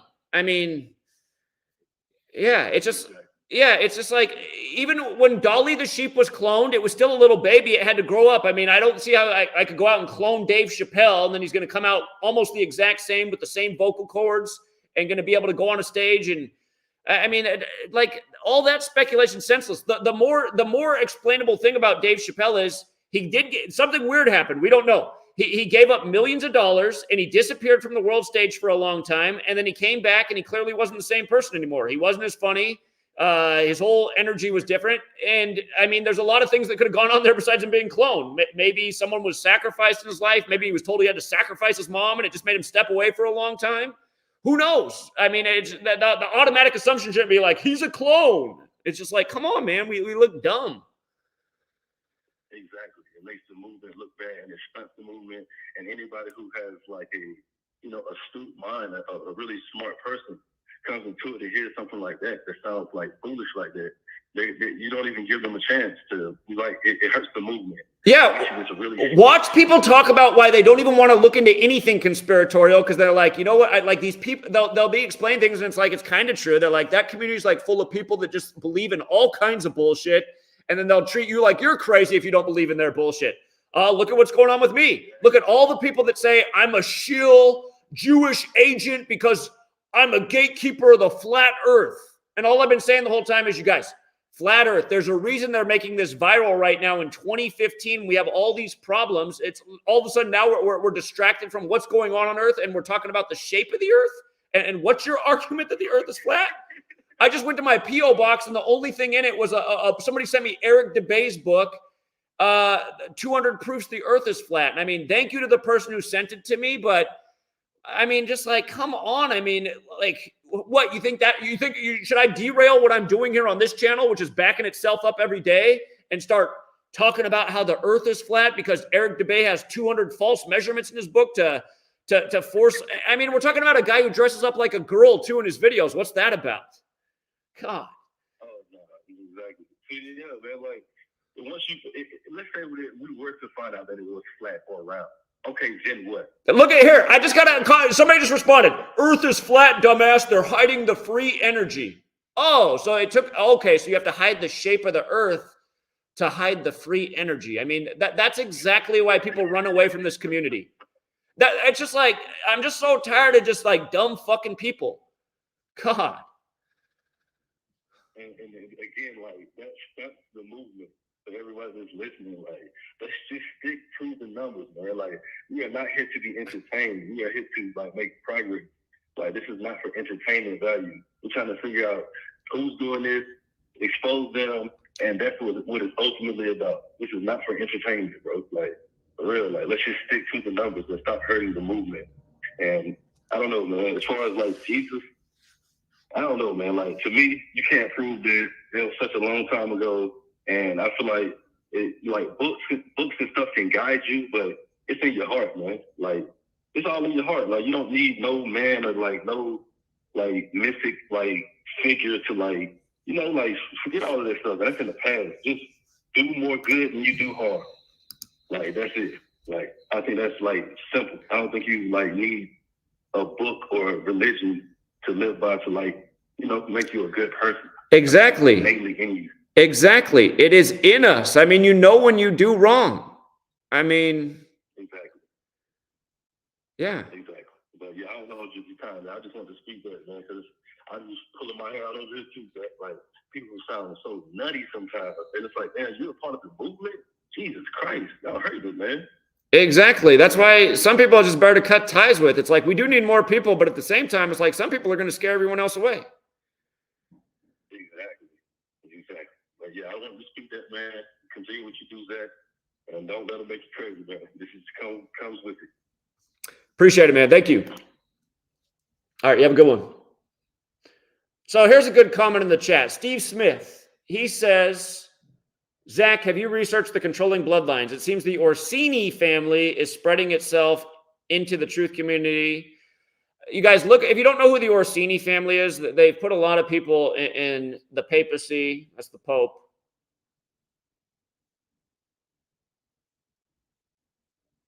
And, you know, this like, I'm just picking up my phone. I got all kinds of messages from trolls. How many times do I have to tell you that Yeshua is Messiah? It's like, how do you even have my phone number? I didn't give it to you. What kind of weirdo is going out and finding people's phone numbers that they shouldn't have? God. Oh, sorry, GG Star. Oh, because you keep telling me over and over, then that must mean it's obviously true. God. Realize, I'm not looking for your phone number, and I'm not watching your YouTube channel. So again, if you're just so butthurt that I don't believe in the same, you know, false Messiah that you do, move on. God.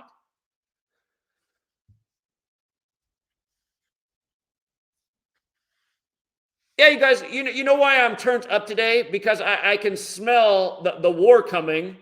And again, it just makes me sad. It makes me sad, you know? Gonna be, you know, people like my nephew that end up getting sent off. Whole bunch of other youngsters that don't need to go. And just all of it, it's just such a mockery. It's such a mockery. McCarthy, the Red Scare, nonstop headlines about world war potential with Russia and China, the communist nations. You know? Hey, you guys, Jeff Bezos is going to donate $124 billion. Want to guess what donation equals in Gematria? Jeff Bezos. What a world-class fucking hero. I mean, flat earthers are saying there's no proof that aliens exist. And it's like, well, have you seen Jeff Bezos? Because that guy doesn't look like he's from here. Hold on. Jeff Bezos and Bill Gates start their company in New Mexico and move up to the Space Needle. Look, I mean, you guys, every day this work just proves itself. Jeff Bezos is going to donate $124 billion. Really? These guys are puppets on strings.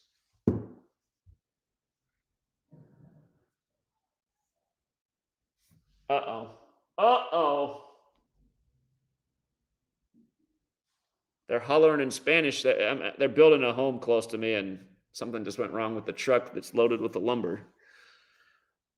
Anyway. Jill Warsaw wants to call in. Jill Warsaw, you got to dial the number. It's 509-560-4982. Well, we'll let one lady get in here, and then we'll call it a day. We haven't heard a woman's voice yet. We're waiting for Jill. Jill Warsaw's calling in about Poland. I love it. How perfect. Yeah, we got to close out the Poland stream by hearing from Jill Warsaw. That just makes too much sense.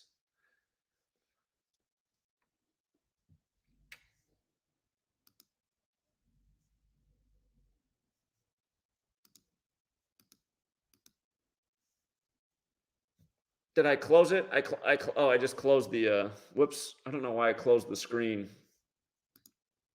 with all the Gematria decodes on it. Oh, well, it's not a big deal.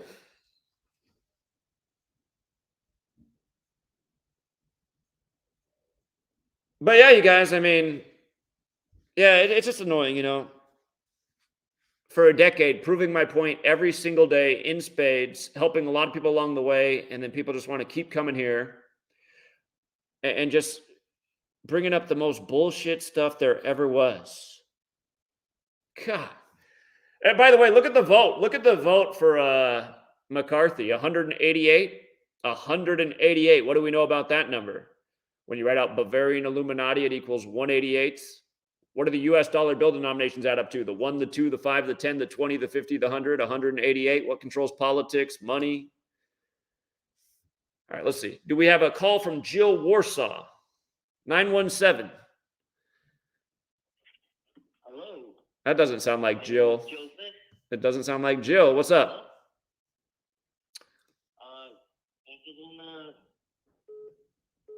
What? Talk on the subject Okay. about Jesus, about the whole Christian, like if it's real or not. Hey, I'm gonna move on to somebody else. You're hard to understand. 716. What's up, 716? This is Jill Warsaw. I was hoping so, because that last caller, their voice was hard to make out. Sounded like they were talking with their face in the pillow. What's going on, Jill? Can you hear me? I can hear you. You're loud and clear. Oh, awesome. I met you in Buffalo, and I've been following you quite a long time, and this consciousness discussion is fascinating. Because I feel that we more live on a realm, and that this is a battle of frequencies. You know, like I can talk to my husband all day about this gematria. For 2 years I've been doing it, and he can't hear me. He can't hear me. It's not vibing the same. Like we're like on our own path. We're all watching different movies play out, because I watched the political thing, and he can't believe that people behave as poorly as I'm telling them that they do. They can't see that part of it, where I can see it, and I see it in the numbers. And they just in the rigged part, they're just the lower vibration, like root chakras. So it's not a Jesus Christ, it's the Christ consciousness. It's the do unto others to make good choices, not the literal, Jesus Christ, in a parable. How do you feel about that? Well, I think you're absolutely right. Some of us are definitely on a different frequency, and again, that's a spiritual teaching too. Coming back to the whole Kabbalah thing, it explains that there's different levels you get on, and you can only attain and understand certain information when you're on higher levels. And the root Kabbalistic teaching is that if you're too focused on sex, it'll keep you in a lower vibration, and you'll never be able to spiritually ascend. And I just think about how they overload us in our culture with sexuality. It seems like that's exactly why they do it. 100%. Yeah, absolutely. And it was the serpent. When you talk about reptilians, I feel like that's a parable as well. It's like the serpent. Like every morning you slay that demon. I love that video you did on the ego. It was fantastic. I love that. I wish everyone would listen to it, because it's exactly it. Every day we make choices, and I don't want to just say strictly left brain, right brain, but that analytical side that you're using, the facts, figures, and logic, puts you in your right brain. We need our ego, but it freaking hates us. I tell my children every day, I have 4 boys, and that ego, that thing will chew you up and spit you out. You need it to survive, but it can't rule you. And that's, I think, the other vibration. That's the Christ consciousness. Yeah, I think you're right on. So, Jill, were you aware of my work before you met me in Buffalo? Yes, that's why I came there. Yes, absolutely. I've been doing gematria for a couple of years now, but more so when our words, people just don't realize how powerful our words are, because they all have vibration to them. So you resonate, you can bring something up, like you said, 74 is, I think, I'm not sure if it's gematria offhand, but I know when you look through the list of things, you whatever resonates with you, wherever you're vibrating is what you're going to see. Just like you see different movies playing out. Like, I feel like we're all like Truman. We're all like in our own movie. Sure. We're all our own universe. I know that sounds kind of weird, but like we're our own universe. So, and it was that man that called in that said that he tried to take his own life. We see, just like we know, because we're told what Santa Claus looks like. So that's what Santa Claus looks like to us. Whatever higher his spirit guide or whoever came to him, that's what form he manifested. That's who he thought was saving him, or, you know, however, because it's his story. He's telling his story. We're on our own journey. So in saying that wasn't his time to go. He learned lessons from it, perhaps goes on to do better things for people somehow, or realize his worth, or I have more stuff to do here, or, you know, there's people who say you have a soul contract in the CashApp records, and we just don't remember why we came back here, but now we're remembering. And a big thing with this is that my youngest son is awake with me, or awakening, I should say. He's a big Bucs fan, as a matter of fact. He was before Brady went there. But in any case, so we just, like, literally, he was texting me yesterday watching the Buffalo Bills game. And he's like, Mom, how can people think that this shit's real? And I'm like, I'm sorry, kids, they just don't see it. But, you know, what's interesting about that, Zach, is that he didn't get any vaccinations from when he was little. The kid has never, it calcifies your pineal gland, and you just cannot, we're calcified. There's no other way to say it. You don't have the eyes to see. The third eye is not open between our temples. And, you know, in the Bible, yes, parables and the others and stuff missing, I'm sure. I don't know what happened. But it's always thy eye. It's a single eye, and it's the pineal gland between our temples. We are made in his image. We're all lower G's. We can heal each other. I do Reiki. We can heal each other. We can heal ourselves through our food. We don't need any of this. So this discussion is beautiful. So sorry I went on and on, but I was so excited when I heard it because I love that ego talk you had. We have choices every day. Do unto others. Indeed. Well, I really am glad you called in and expressed all that. I think you're right on, and it's always nice to hear a woman's voice because we only get so many female callers. But thank you very much, and thank you for also coming out to Buffalo. So I appreciate that. Oh, sure thing. I'll keep spreading the word. Be well. God bless. All right. Take care. You too. Thanks, Jill. I know. Bye. Okay. So I want to address one of the really brilliant comments made in the chat, and this is why I just get so, M. Stone, read your words. Zach still hasn't figured out that NASA means deceive. He's saying in Hebrew it means deceive, but he claims to be so smart. And again, this is just like the Dunning-Kruger effect because, again, this is something that's promoted by flat earthers that NASA means deceive in Hebrew. But if you actually look it up, no, NASA does not mean deceive in Hebrew. This is a false thing put out by the flat earth community that keeps getting repeated. And it kind of shows you what kind of community that is. None of them do their own research. They just regurgitate what they're heard. And that's why it gets so annoying. They're constantly coming and ridiculing you and putting you down and calling you names and leaving comments just like this. And it's like, man, this is the example of a fucking retard right here. So M. Stone, congratulations. You now get the award for leaving the dumbest fucking comment in the chat, something that's been debunked for over 5 years, and you still haven't figured out in 2022 because you're that fucking stupid. And anyway, thanks for playing. Work on your IQ. And, you remind me why the Jews get away with writing what they do about other people's low IQs. Stop talking about things you don't know about. Fucking embarrassing. God. If there's anybody else that thought that was true, look it up and find out it's not true because it's verifiably provable that that's a false statement. Zach thinks he's so smart. I guarantee you that's another Jesus believer too. And for the people who leave the comments like, follow Joseph Aquaviva 222, he's the real truth.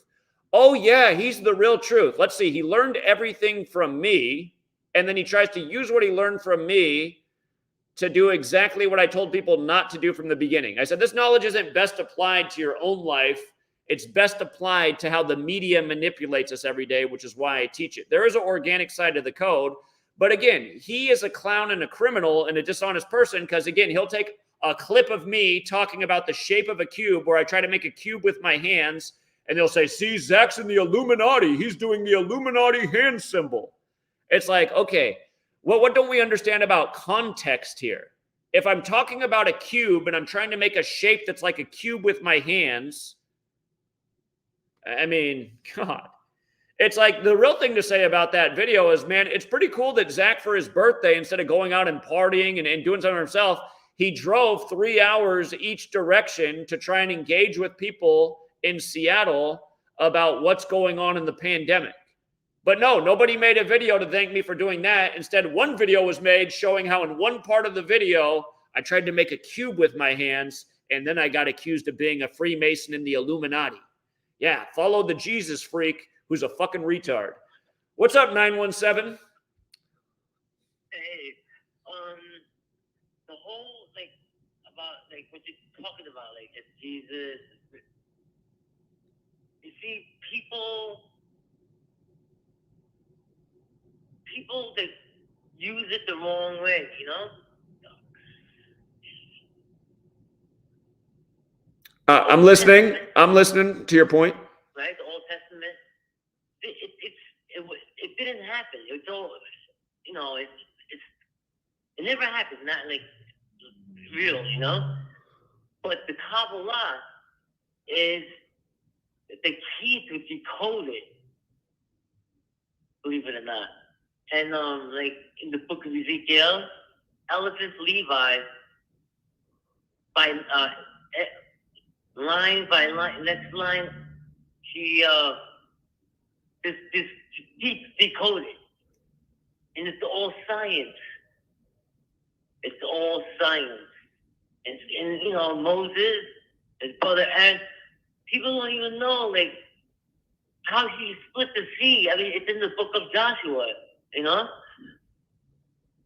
real or not, it's a great story about Jesus. You know, I mean, he's a great character. You know, a great story indeed.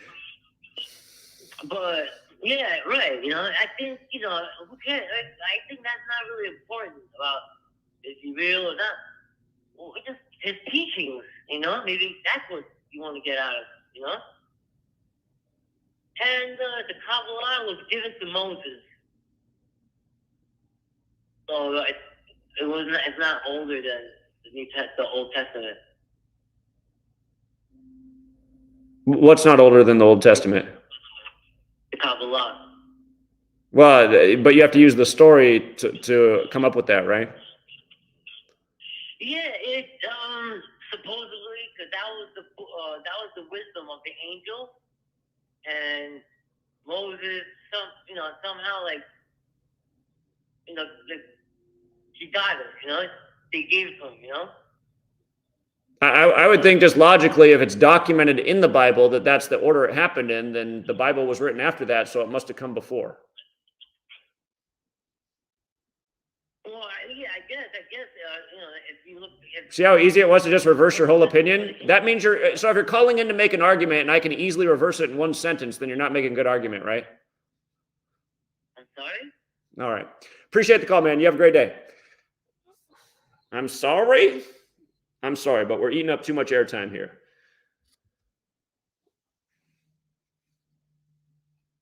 Yeah, you guys, I just, it's just frustrating, man. It's like this world is stuck. It really is stuck. We need we need a different type of great reset, man. It's just it's too bad that they ruined that's what they did to us, man. They ruined our minds as children. They ruined our minds. And some of us, we were immune to it. We could see through it. It didn't work on us. But we are the exception. So yeah, again, you can add a lot of things to the 74 list. Remember what they did on 9/11 on the 74th meridian? Nuclear and weapon both equal 74. They called it ground zero, terminology from the nuclear weapons program, the point above or below ground where a nuclear weapon explodes. And then they called it ground zero. Ground zero. All right, let's try from down under. Here's on the other side of the flat earth. What's up, Australia? Australia, you're on. Hello. Hello. Hello, it's Leslie from Sydney, Australia. Thank you for calling. Am I on the live right now? You sure are. Oh, I just wanted to say you're amazing. I listened to you quite a few times over here. Now, I just wanted to also share some information with you with regards to, you're probably already aware of this, with the 5G towers over here in Oz. We're in a lot of trouble over here. We have had a lock-up, I call it lock-up, not lockdown, over, the past 2 years.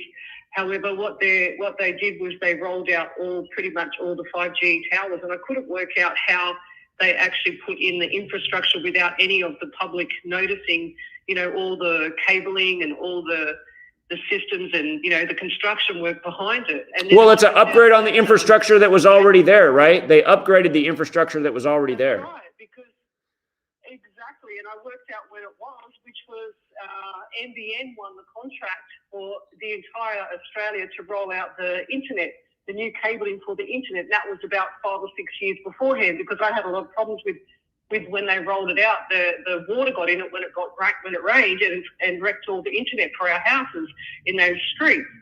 So I believe that's when they rolled out the infrastructure for all the 5G towers. Now, I've got a site, and I can't remember the name of it now. There's a site, when I looked last month, they had 104,000 5G towers around the world. And now I looked a month later, and sure as ever, there's 119,000. They're pretty much every 250 to 300 meters apart.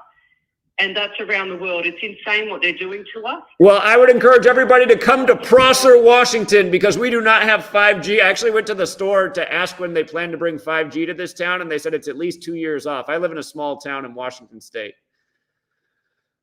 Well, I believe that Australia is the guinea pig because they've taken away our guns. You are the guinea pig. You guys have gotten the worst of it. I don't know if you read my book, but I sent almost more books to Australia than I did to the United States of America. It was super expensive for shipping, but people are waking up because of what they're doing in your country. But yeah, I feel bad for you guys. You guys are getting the worst of it. Oh, 100%.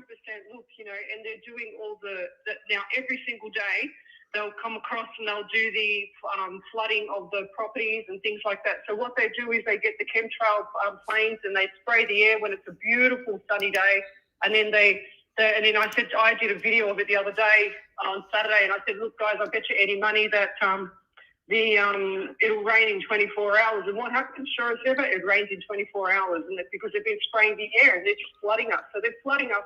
They've put up quarantine camps up in Queensland. There's one in Western Australia and probably Adelaide as well. And what they've done is they've put them camps up there. You can fit 1,500 people in there clearly, and they call them wellness centres. But when you see the footage of the actual camps, they've got gas in there, but there's no gas heaters because they've got aircon in there for heat and cool. So it's similar to the old Nazi days, when they did the concentration camps. It's absolutely bonkers. And people are still walking around here with masks on. I don't get it. Isn't it sad? It's here too. It's just so stupid. They sit in their cars. You drive past them and you can see the poker face on, and they just drive past with a mask on, windows up, and nobody in the car. I just look at them and just say, "Oh my God, are you nuts?" So, it's crazy over here. It's actually really scary because there's a lot of people that are not awake, and the people that are awake, what they're doing is they're flooding those areas and pushing them out of their homes and making out that, it's such a climate change thing, and they're actually fear-mongering people through the climate change and making out that, if we have all this bad weather, it can't be good for us. And so they say, and the insurance companies are not insuring people in those areas anymore because, and the people can't afford it, so they have to move. So the only place they've got to go is to a quarantine camp. And the most awoke people up in Queensland or down in Victoria, they'll flood to death because they want them out of there so that they can build their smart cities. And there's another site I found the other day, and it's all about the smart cities for 2030 in Adelaide, as well as, New South Wales. It's just everywhere. It's insane, and people are just so oblivious to it. And you can't blame them because we've been sort of groomed and cloned since we were kids, So I'm 53 and I didn't even realise what was going on until I accidentally came across a video and I thought, wow, there's something not right there. And then I did my own research and I searched for the patents for the COVID-19 vaccine because I lecture anatomy and physiology as well. And I thought, oh my God, this is insane. I found 93 patents for this bloody vaccine from 2015. I went, hang on a second, something's not right here. So, you know, it's crazy over here, and people are not aware, and it's a shame because I feel like that people, you know, when they hurt enough, that's when they do something about it. But when it all goes back to a relaxed state, which is what it is now, except for the weather, then they're not, you know, picking up on what's going on. They're just thinking, oh, we're back to normal. She'll be right, mate, you know, so. Yeah. You said it all. And again, my sympathies for you in Australia. You guys really have gotten the worst of what's going on in the world. So. Yes. So the 5G, they're actually changing the lights as well. The councils are, you know, like up the road in my park, they're putting out like things. Oh, it's just disgusting. I'd have to send you a photo of what this statues look like, and they just look like, you know, the sexual statues for the kids and stuff like that. Even the radio stations are talking, nearly every single conversation on the radio station here is grooming the children, because they put it on in the morning for regarding all sexual activities and stuff like that in the morning when the kids are going to school, when the parents are listening to it. And there's also books coming out with, you know, that children should be watching their parents have sex and things like that. It's just insane what they're doing. And I swear to God, I'm so happy that my daughter is, you know, 24 years of age and doesn't have to go through that type of, you know, information when she, you know, they need to be kids, really. It's just really scary. It is. It's. I knew things were bad 20 years ago, and it would get a lot worse. But just some of the stuff that's going on, I could have never imagined. Just the whole transgender push, and yeah, the super sexualization for children. It's just these things are just. It's just like it's even worse than I imagined it would be, and that's what's so frustrating. And still, humanity seems to be, for the most part, just not willing to stand up for anything and just kind of going along with it. And what's even amazing, you go into a city like Seattle and people will act like you're some evil person if you say, don't you see the agendas going on right now? Don't you think this is wrong? They're like, oh, you sound like you're so full of hate. It's like, I'm full of hate. I'm talking about how this is wrong. No, people don't like the truth. You know, I'm an international medium, right? I get a lot of flack from a lot of people that are Christians. And then I just turn around my best defense for myself, and you know, I don't take any money for this. I do 8 hours a week free, so I can help people around the world. So I was given a gift when I had cancer, and I just say to them, okay, if you're such a good Christian and you're the one that you know, so into God and preach to God and whatever else, and mind you, I don't mind that. But I say to them, how come God gave me the gift and not you? How come I'm the one helping people around the world and not you? So how does that work? And they cannot answer that. So I go, okay, there's your answer, you know. So Indeed, yeah. Indeed. I just believe that people need to wake up, and if people don't wake up, we're in a lot of trouble. But before they actually wake up, we're going to be hurting a lot more until they work it out, you know. So it's really sad. You're 100% correct. That's what. You see people walking down the street here with masks on. It's just crazy. Well, what's amazing too is, yeah, there's still a lot of people out here wearing masks as well. I'm in one of the more liberal parts of the country out here. It's kind of a political thing. The liberals are more likely to have the masks on. But I just went to the dentist last week, and this dentist has 3 secretaries, and it's always been women. But for the first time, I saw a guy working as the secretary there, and the 2 women were not wearing their mask anymore. But the only of the secretaries that had a mask on was the guy. And I just thought, oh my God, man. And this is the gender reversal thing right here. So. Just crazy. I'm just really concerned about us becoming, we're definitely going to a communist country, and it's 100% we're going to that, because the 5G, like I said, the 5G towers, people are looking down, people are doing all these, you know, people are doing all these, what do you call it, like freedom fighting groups, and there's a lot of fakes out here that are actually just ripping people off and telling them something that they can get out of this court case and do this and blah, blah, blah. There's so many fakes here, it's not funny. And, you know, they're just Freemasons. You can tell they're all Freemasons, and we've got evidence. And I actually do nothing but the truth little seminar, private seminars, because I don't want to get taken off my show so I can help people. But I do those kind of little seminars, private ones, so that I can help people that from my followers that want to come on board and just get the real information. So I do this with another lady down south. And she does like the symbolism. She's right up there. We've done 4 presentations so far, and people are just going, no way, I thought it was this. And I go, well, hello, open your eyes up, because we're in a world of pain. It's going to get worse until the people rise up properly. And I don't know how we're going to do that, Zach, because when somebody fights over here, or goes against the norm, or the government or the police, they actually isolate them, and then they've, nobody else, everyone else is too scared to help, so. That's just it. They got everybody. That's what they achieved in us from children. They instilled fear in us, fear of going up against authority. And you just see society is just too scared to do what it needs to do. They don't, everyone's tucking their head like they're some kind of turtle. And that's why we are where we are. So. Well, see, I don't know what to do anymore. I'd love to learn what the next rituals are for here in Oz. I don't even know where to start. I've always watched your thing every now and then, and I thought, I wonder if you could teach us how to do that. I don't know how to start with that. What would be the best way to start?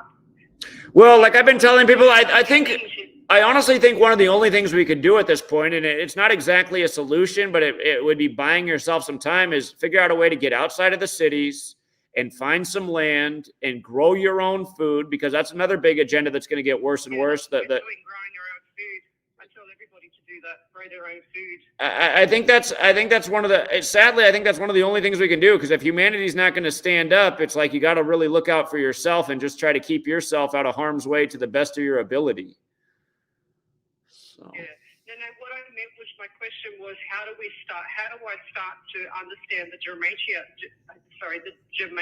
here? How do I start to work out the numbers with the government and what they're doing and all that stuff? How do you start?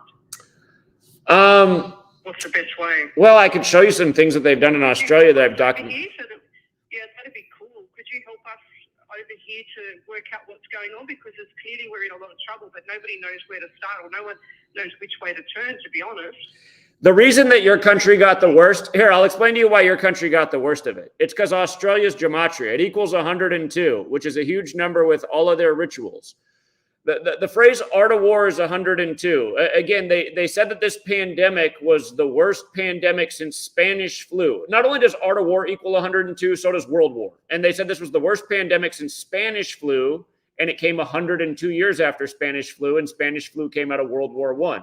And then when they wrapped up all the COVID-19 stuff for the most part across the world, or downsized what they were doing with their mandates, it was exactly 102 weeks later. And then that's when the Russia-Ukraine things began, 102 weeks after the Superior General's birthday. So it's the fact that Australia equals 102, which is why you guys are getting the worst of it. When Pfizer and GlaxoSmithKline merged as companies, the 2 most sued companies in the history of the world for wrongful death, they merged exactly 102. I forget if it was 102 weeks or 102 months. I think it was 102 weeks. It was one of the two. But they merged exactly 102, whatever it was, before their vaccine was, the first place it was approved in the world was Europe. And again, that number, is so important to what they're doing. It's just like how they had the war game simulation for the pandemic, and they called it Event 201, the reflection of 102. Of course, in this video, I'm talking a lot about 74. But let's not forget that the Event 201 simulation was on the day leaving 74 days left in the air, and it was right after the death of Kerry Mullis, who was killed at age 74, who'd be the one qualified person, if he was still living, to speak out against the agenda, because he said in the 90s what kind of fraud Anthony Fauci was. So anyway, I mean, there's a lot of places you can start. For you, I'll make a post on my website, GematriaEffectNews, just about some of the things I've documented that they've done with Australia in the time of the pandemic. And you could share that information with your friends. And from those observations, you can just follow the same patterns. So. Yeah, that'd be awesome. I don't know, like, I've always loved your work, and I did not know where to start. And I thought, oh, wow, I'd love to talk to this bloke. I sent you Aussie dollars 100, which I think it was 146 US or something like that. So I hope that helped, and I'd love to. It absolutely helped. Thank you very much. I appreciate that. Yeah, not many people ever make a donation that big, so thank you. Well, no, I wanted to give more, and I thought, oh, maybe I don't know if this is a fake thing, because, there's so many fakes out there, it's not funny. So, but yeah, I'd love to learn more about it with the Aussie numbers, with the way they're doing things, because we've got the election coming up next year as well, and They constantly, you know, bat off each other. And I even got called a Freemason the other day myself. I couldn't believe it. I laughed my head off, and I thought, no, I don't think so. Sure. Just something unrelated to the pandemic that happened recently in Australia. Olivia Newton-John, who's from Australia, died at age 73. And the night before her death, the show The Masked Singer, the Australian version, did a tribute to her, coincidentally, the night before she dies, and Masked Singer equals 73. So, I mean, you learn this knowledge, you'll see they're doing the exact same thing in your country that they're doing over here. 100%. Look, they had this thing. Have you ever heard of, what's it called? War Castles NWO on YouTube? Have you seen that? What's it called again? That's exactly what's going on in the world. It's called War Castles and Space NWO, New World Order. Look that up on YouTube, and that is tells you exactly what's going on. It's a documentary, and there's a military guy there, and he talks about all the postal. It's like a postal system, how they work and how they operate. And he said in that video, whatever you do not give up your guns. When you give up your guns, that's the worst thing you could do, because then they've got you. And sure as ever, a couple of days later, after I just happened to watch that documentary, they had on the news here, dobbing your neighbour if she's got a gun. We need to collect all the guns, blah, blah, blah, whatever it was. And so I just thought to myself, oh, my God, we're in a lot of trouble now, because they're taking all the guns off everybody. And sure as ever, yep, that's when everything started to happen, you know. So it's just crazy how all this is panning out, how all this is working in their favour. But still, people can't see it. I just don't get it. Oblivious. It is amazing. They call us conspiracy theorists, you know. It is amazing. So, yeah. Well, stay strong out there, friend, and hopefully somehow we rub off on enough people that we can change the tide on what's going on in the world. That's why I do what I do every day. But at the same time, being realistic, it doesn't look good. Yeah. So. I was just saying, if you can, though, if you can get out of the cities where they're building the 5G surveillance states, I mean, if you can get out of that and get more out into some land where you have a place to grow food, I mean, I'd encourage everybody who has that capability to do that. Yeah. You know, for the poor Aboriginals up in Adelaide, there was a guy called, I think his name's David Cole. He actually had his family attacked because he was the one, you know, being the rebel against all the police and everything like that. His family was attacked by the police. The police are just brutal here. It's terrible. And the way the whole system is it's like it's not funny. Sorry, I'm leaving for work. It's like 9 o'clock in the morning. And so his whole family got attacked, and all the Aboriginals, all the elders up there are highly, you know, respected. They are the people of the Australia's history, and they're trying to, you know, kill them all. So they held them down and vaccinated them over in Adelaide against their will, and they also paid the younger kids. They paid them $500 to get vaccinated as well. It was terrible, you know. This is going back about 6 or 8 months ago. It was really bad. So I don't know what we're going to come to here, but I feel like that people are going to be held down by the military or something like that to get vaccinated. It's so bad. It is bad. It is bad. Yeah. If you want to go to my website as well, GematriaEffect.news, and just use the search and type in Australia, it'll pull up posts on there that are about Australia. I'm just looking back at like recent ones. Rain bomb hits northern Australia, killing 9 on February 22nd. That was 102 days after the Superior General's birthday. So. There you go. There you go. It's incredible, isn't it? Like when we came out of lockup, I call it lockup, not lockdown. When we came out of lockup, we had I had to go to work across the freeway, and sure as ever, literally every 200 meters up the freeway, there was the towers. I say to everyone, stop looking down, stop trying to fight the government and the council. You need to go and stop these people from chemtrails and stuff first, and stop them from bombing your houses with water. It's like Noah's Ark. And then also stop the people from, take the towers down or cut the cables or something, because we're in a lot of trouble over here, Zach. Right. So, yeah. Well, again, friend, stay strong out there, and hopefully somehow, some way, our fellow people catch on to what we caught on to already. So. Yeah, it's amazing what you do, Zach. I will be sending some more money, and I'll get that book as well. So. Well, I just say you're welcome to do that, but if you've already sent me $100, you don't have to send me any more. I mean, to me, that's a lifetime donation. I really appreciate that. So thank you. Well, you know, it's good what you do, and you put your neck on the line too. So, and there's a lot of people out there. I get it that people, you know, want to go against the norm and they're brainwashed and everything like that. But you go out there and you put your neck on the line for everybody, and you deserve to have the respect and the, you know, the reward for it. That's what I'm trying to say. So. I appreciate that. Thank you. What you do. Thank you. So don't let the trolls get you down. Just think of them as, you know, a bunch of twisties. Yeah, indeed. Appreciate that too. Thank you. Right, I'll let you go and have a brilliant night. I think it's night over there. It's morning here. I'm just about to go to work. I'm in the car now. So have a brilliant night and good luck. And I'd love to hear more about the Aussie stuff if you can.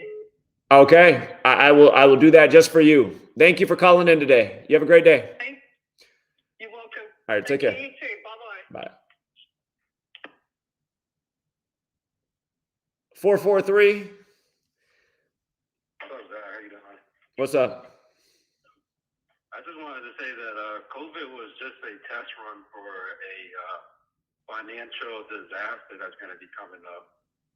And they're going to try to. Well, I wouldn't just say it was a test run, right? I mean, it set up all these narratives for how there can be a greater disaster, right? It's all part of the ongoing agenda. Right, and then Bill Gates also told us there's probably going to be another one coming. Right. And 2025, the same day. For people who don't know, they did the SPAR simulation that's supposed to happen in 2025. The same group that did Event 201 and CladeX. So, I mean, the next one's not that far off. They're at the World Health Organization right now designing what to do during the next pandemic. Right. And there people are saying that they're trying to get people over onto carbon footprint, and that's how they're going to surveillance people is based upon your output of carbon. So if you're like, you know, you're a smoker or you drive a lot or they're going to, the future, it's that too, but they're going to be keeping track of like every last piece of food that you buy. They're going to keep track of you guys, people who don't get it. Once they have the digital currency and see, like everyone was worried that when they set up 5G, it was going to radiate us all and kill us. But like I was telling you guys, I was like, I don't know about that, but this does give them greater capability to keep tabs on things. Remember when the 5G came up, they said, well, now we can keep track of spring breakers and see like how many people are in a room based on the cell phones in there. And are they social distancing? So this technology is allowing them to look peer and peer more into our life based on by us keeping the tracking device with us, which is the phone right now. Eventually it could be under our flesh. But the future is they're going to keep track of every last thing. So there's going to be a quota of like how many apples can you have per year? How many pounds of this meat? How much water? I mean, they're going to be keeping track of everything, you guys. And they're going to do it in the name of climate change because all food has a carbon, footprint attached to it. So your food quota, I mean, this is the world we're going to. And again, I mean, all things good and bad. I do think that we should take better care of the earth, but you want these psychopaths having surveillance and tracking data for every last thing we do when all they're about is manipulating us and controlling us and overtaxing us and making sure they get a penny on every last transaction we have? That's what it's really about for these psychopaths. Right, you're dead on, and they're going to have like units of people to overlook other, thousands of people at a time just to make sure everyone's compliant. It's kind of like how Amazon does it. If you're not like, on the right path, then it's going to set off a detector to let them know that you're taking unnecessary turns. Right. Essentially, that's what it's going to be. And and just high surveillance, that's where the 5G comes in because they're going to have, a lot more data bouncing back and forth than the piece of shit that we have now, I guess. Yeah. That's where we're going, man. I wanted to say thank you for everything, though. Yeah, you're welcome. Take care, man. Have a good one. All right, Dad. Yep, you too. Yep. By the way, with regards to Australia, I remember last year I predicted why they would trade Ben Simmons, who's Australian, on February 10th, the day in history that they made Black History Month. And his dad, you know, he played pro ball in Australia. And sure enough, they traded him on 10/2. Look how his name, Simmons and Slavery, are the exact same. I mean, the stuff is sick, you guys. You know, one of a million dead on predictions. 646. Yes. About the Jesuits. I don't know if you ever heard of Helen Blavatsky. Yeah. Yeah. A letter. There's a letter explaining about Jesuits, their ethics, and their will. You know? Mm-hmm. They are like, you're on your own point. They are very high on top. And yeah, they're not good. They're not good. I would like to read some. I don't know if you have any time, but Helen Blavatsky wrote something, and I'll just email it to you, okay? Okay. Send me an email. Appreciate it. Thank you. Okay. I'm not going to take any more phone calls, you guys. I'm turning off the phone. But yeah, you know what? Just for the lady from Australia, I will revisit this post because, again, it's just a perfect example of how they sync up sports and history. And again, I predicted this before it even happened last year, you guys. I had it all labeled out and why they would do it on the day they did because they're always paying tribute to slavery. But again, Ben Simmons was on the 76ers, and it was the 76th pro basketball season, but the 75th NBA season.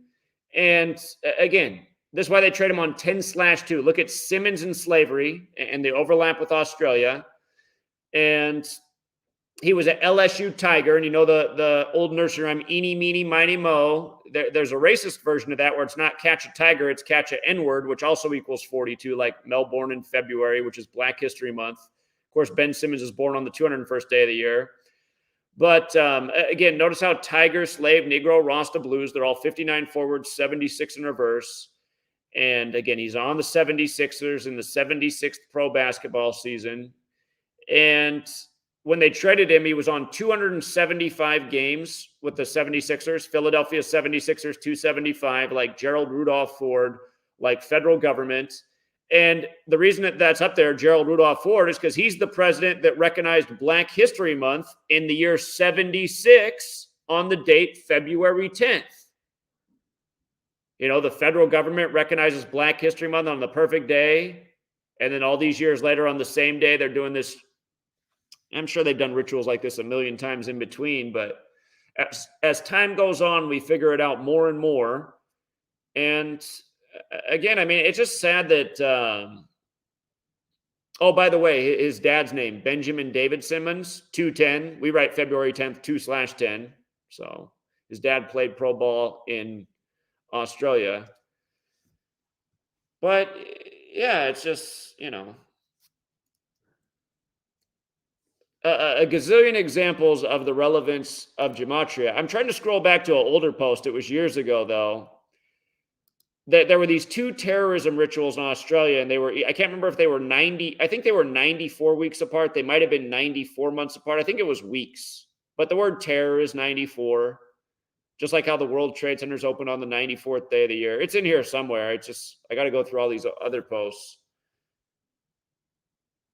Could also potentially be on my other website where information's archived is freetofindtruth.blogspot.com. Let me see. Was it on this? Was it before? Okay, here it is. Melbourne terrorist attack on November 9th, 2018. 119, right? They just can't get away from the certain number patterns. 9/11, 119. And then the other one was on January 20th, 20/1 or 201, like how there were two towers that became 0, that became 1. But anyway, these attacks were 94 weeks apart. And they referred to it as a terrorist incident, which equals, you see how they emphasize terrorist incident in The Guardian? Here, base ciphers. Terrorist incident, 94 in the most pure, right? Terror, 94. Same stuff all over the world, you guys. English is the language of the world. And in Australia, they speak English. Again, another British nation. But yeah, I mean, if you're still out there, I would just go through my websites and just search Australia and just go back through all the documentations. So, you know. The attack was in Victoria on November 9th. Both attacks were on dates with 58 numerology, Freemasonry, Rosicrucian Secret Society. Date with 38 numerology going with death. Yeah, even though Google has been chipping away and taking away posts from this site, I mean, most of it's still here. So, and you know, someday you'll come here and the whole website will be gone. It'll be taken down under the new federal Anti-Hate Speech Act. And then if you read the fine print, it got rid of anybody who questioned the activities of Western world governments. That was part of the new definition of hate speech, questioning the government. And then the brain dead masses will be like, well, they took it down because you are one of the hate speakers. Yeah, that's hate speech when you question the government. I mean, didn't you go to school? I mean, in school they taught us that, the government's good. So if you don't know it's good, then you're full of hate. Oh my God, you're not vaccinated? Oh my God, you are like a terrorist. Yeah. Anyway, sadly, that's the world we live in, you guys. So, and I still remember it was 2013 when I found this knowledge, and I just saw everything that was 74, and I said, man, who would encode 74 into Jesus, cross, Messiah, gospel, parables? Let's think about it. You do a little reading, you're like, oh, wow, the oldest English language script is credited to a Catholic monk, Burforth. Okay, it's starting to make some sense. I could see why they would encode it.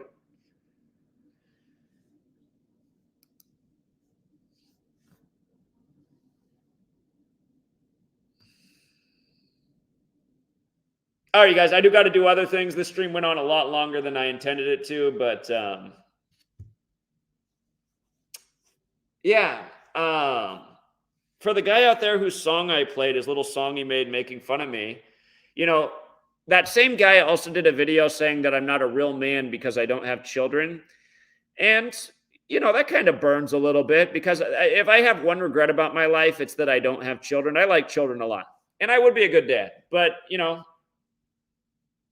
the women I was with in the past, I wasn't ready to have children. And then Sweet Lady wants to have children someday. It's just she's been in school and she finally just started working. She says she wants to start having children in about a year or two. So, I mean, I'll probably eventually have children, even though at this moment I hate to bring them into the world. But for the guy who said that, he says he has a few little ones. And it's like, dude, someday you're going to find out. I think what that guy's going to find out is that, karma's real. I wouldn't be surprised that in a not so distant future, his children have become little toy soldiers for the banker tyrants, and he might be thinking back about me as he's getting a letter in the mail about his dead child that died in the latest needless war, and he might remember that there were people that were trying to stop these kind of things from coming. But yeah, you guys, I mean, I don't want to give you false hope, but there's no positive signs that anything's going to change in humanity. There's all kinds of signs that really bad shit's coming, a lot worse than what's already come. Not to mention we were dead on about the prediction for 2020, how it'd be a really bad year for humanity, which we saw, coming many years in advance. But yeah, I think that's when people wake up a lot of times, when a trauma happens to them and it's too late. Like maybe when your kid's killed in the war. So my sister might finally wake up too, if that's what ends up happening to my nephews. They get sent off to the next needless war. My sister's so dense, though. Like I told you, my sister thinks Freemasonry is a conspiracy theory. She doesn't even think it's a real thing. She thinks it's just a conspiracy theory. It's like, my God, Jim.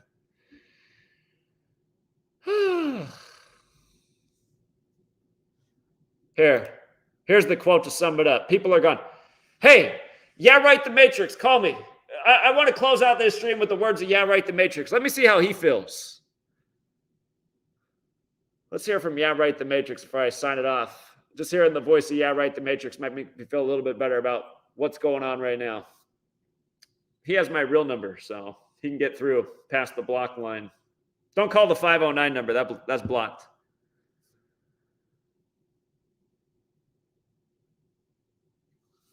He's calling. I must have wished it 11:11. What's up? What's up, Zach? What do you think, man? What do you think about the latest news? You think it's a coincidence that he's bombing Poland 39 days after his birthday? I mean, no, it's not. Nothing's a coincidence. But I feel you.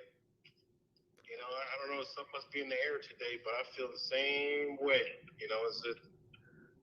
You have hope, but days like today, it's kind of all out the window, and it's like no one is doing fucking nothing. Absolutely nothing. Just waiting for the savior, man. Trump's about to, didn't you hear Trump's going to announce, man? We're about to be saved. Right. You got the Trump. You got, it's just, I've been doing a lot of reflecting and say, you know what? It's getting close to go time, because, there's a video. I was actually going to go live soon. There's a video that Brian put out about Gavin Stein. Well, not about Gavin Stein, but a situation he was in. And Gavin Stein was, he wasn't really an auditor, but he was like one of the most hardcore freedom fighters that you would see these days. And, if you get a chance, check out his channel. I think I told you about him before, but he got this notion a long time ago. He was ahead of his time. And he said, you know what? Ain't nobody doing shit. Ain't nobody doing nothing. No matter what, I'm out here risking my life. My family's in danger. And he fled the country in one night and went to Mexico. And that's where he's been for the past, I think it's about 6 years now, 5-6 years. How you spell his name? Gavin, and how you spell his last name? S-I-E-M or S-E-I-M. But Brian did a video about him, and Brian is that, you watch the video, you'll see exactly what I'm talking about. Brian's actually got the nerve to put this guy's video on his channel for views, and Brian doesn't have a ball hair that this guy has.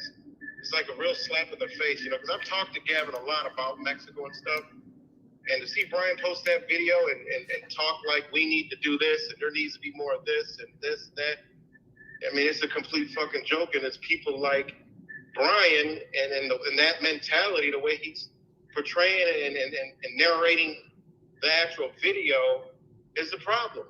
And there was these two guys that came up and confronted Gavin, the bootlickers. And it's like, you got Brian sitting there narrating. I forgot exactly what he said, but it's like, these are the people, the bootlickers that are the problem with this country and why not. No, the problem is guys like you who don't have no clue what this guy Gavin has been through to sit here and try to narrate a video and talk about it. And it's like, you got all these followers and you're in the house making a video about a guy who had to leave the fucking country because the police were going to try to set him. He was either going to end up in jail or dead. And he escaped, and he sought asylum in Mexico, and he's a citizen of Mexico now. Him and a lot of other people, and it's pretty sad, man. And watching that video is like, you look around, you see all the shit going on now. It's like no hope, man. There's no hope. I don't know how that guy sleeps at night, man. Like, I don't know how he still has a following. I can only imagine if I said my niece was dying and I raised $40,000. And then after I said that we raised enough money, the next video I uploaded was the remodel of my house. I can only imagine how many videos would be made about me, about how I ripped off the community. Not a single video was made about Brian after he pulled that stunt. Right. I know. And it's just, that video today just ticked me off because, he's out there. He's not even a fucking auditor. He doesn't stand up for anything, but he has a channel where he shows people who do, auditing and stands up to, tyranny and shit like that. It's just, it's like, we're done, man. You know, we're done. We're dancing. These people are out there at all these, you know, COP27 and these, you know, these World Health Organizations. Literally, they're just so bold and brave. They're telling the world and putting it out there what they're gonna do to us, and we're just, you know. I mean, all of this stuff is fuck you every day. I mean, seriously, they're scaring us about communism in Russia and China, and then the Red Party, the Republican, now has McCarthy as the GOP leader. It's just like, man. You're right. And then what else is today? You got the Artemis rocket launched today. You know, with Trump supposed to announce his shit, and you know, what Trump is Space Force. You know, I mean, it's just a joke, man. You know, it really is a joke. It's sad, man. It really is. The good news is I did find my passport when I was moving, so I got my passport. I saw somebody was talking for me in the chat. Somebody's like, Zach's never even left the United States. Where do people come up with this shit? I haven't left the continent. I've been to Canada and Mexico plenty of times. Stop speaking for me, trolls in the chat. And for thought, you don't need any fucking identification or anything to go to Mexico. You need absolutely nothing. They do not hinder your travels through Mexico. Well, they probably fuck with you, though, coming back into America. Oh, yeah. I mean, well, that's not Mexico. That's the United States. Yeah, you can go to Mexico without the passport, but coming back if you're going to come back to the States, they're probably going to fuck with you if you don't have your passport. Well, they do, but you got to remember, they're just security. They're just a private company that's security for a border. They have no power or authority. You just tell them, you know, when I did it, I said, all I got is my driver. Not my driver, but my ID. That's it. That's all I got. And, you know, they put up there, what are you going to do? What the fuck? I'm all right. What am I going to do? Stay here or I go there? Well, next time, police bring your birth certificate. So in reality, it's all you actually need by land. I mean, by air, it's a different ball game, but by land is your birth certificate, you know? Mm-hmm. And that's it. It's just, man, this country is fucked, and there's just so many, you know, I was up in Buffalo over the weekend and near Erie, and, the fucking Buffalo game, I didn't even realize it. And then it's like, I was in this, I was at Sunshine Beacon, Zach. Okay, yeah. I remember that way. The rain held off all day, and right when we got in there, man, it was like it was a flood. Yeah. So I was at Sunshine Beacon, and a bunch of Bills fans were in there, and they were brothers from like the city, and they had on a shirt that says, "Bitch, I'm a Bill." And just sitting there, just watching them, getting all emotional and like, you know, going from happy to mad to angry to mad. It's just unbelievable the amount of energy people put into this shit. And I'm like, man, this is disgusting, man. Imagine Philadelphia. Imagine what they did last night in Philadelphia after the way they lost on that stupid ass penalty. I guarantee there was so much property damage. I mean, that's how bad it is in Philadelphia. They have a jail cell at the fucking stadium. And it's just, I mean, it's just amazing. People keep paying all this money, going to these bullshit ass games. They don't want to hear nothing. It's just, it is sad, man. Today is a day that, you know, I don't know, maybe it's the weather up here, it's snowing, but I just lost fucking hope in humanity, man. It's just not enough. And it's like we got to just move out of the way of the tidal wave and just hunker down. The storm is coming, just batten the hatches and hunker down and just do what we got to do, you know? Yeah.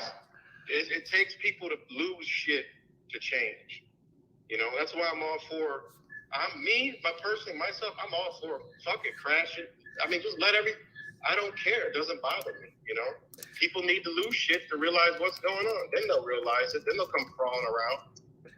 You know, people got to go through hard times, you know, starvation, you know, high gas prices, no heat. I mean, we got to go through it. Fuck it.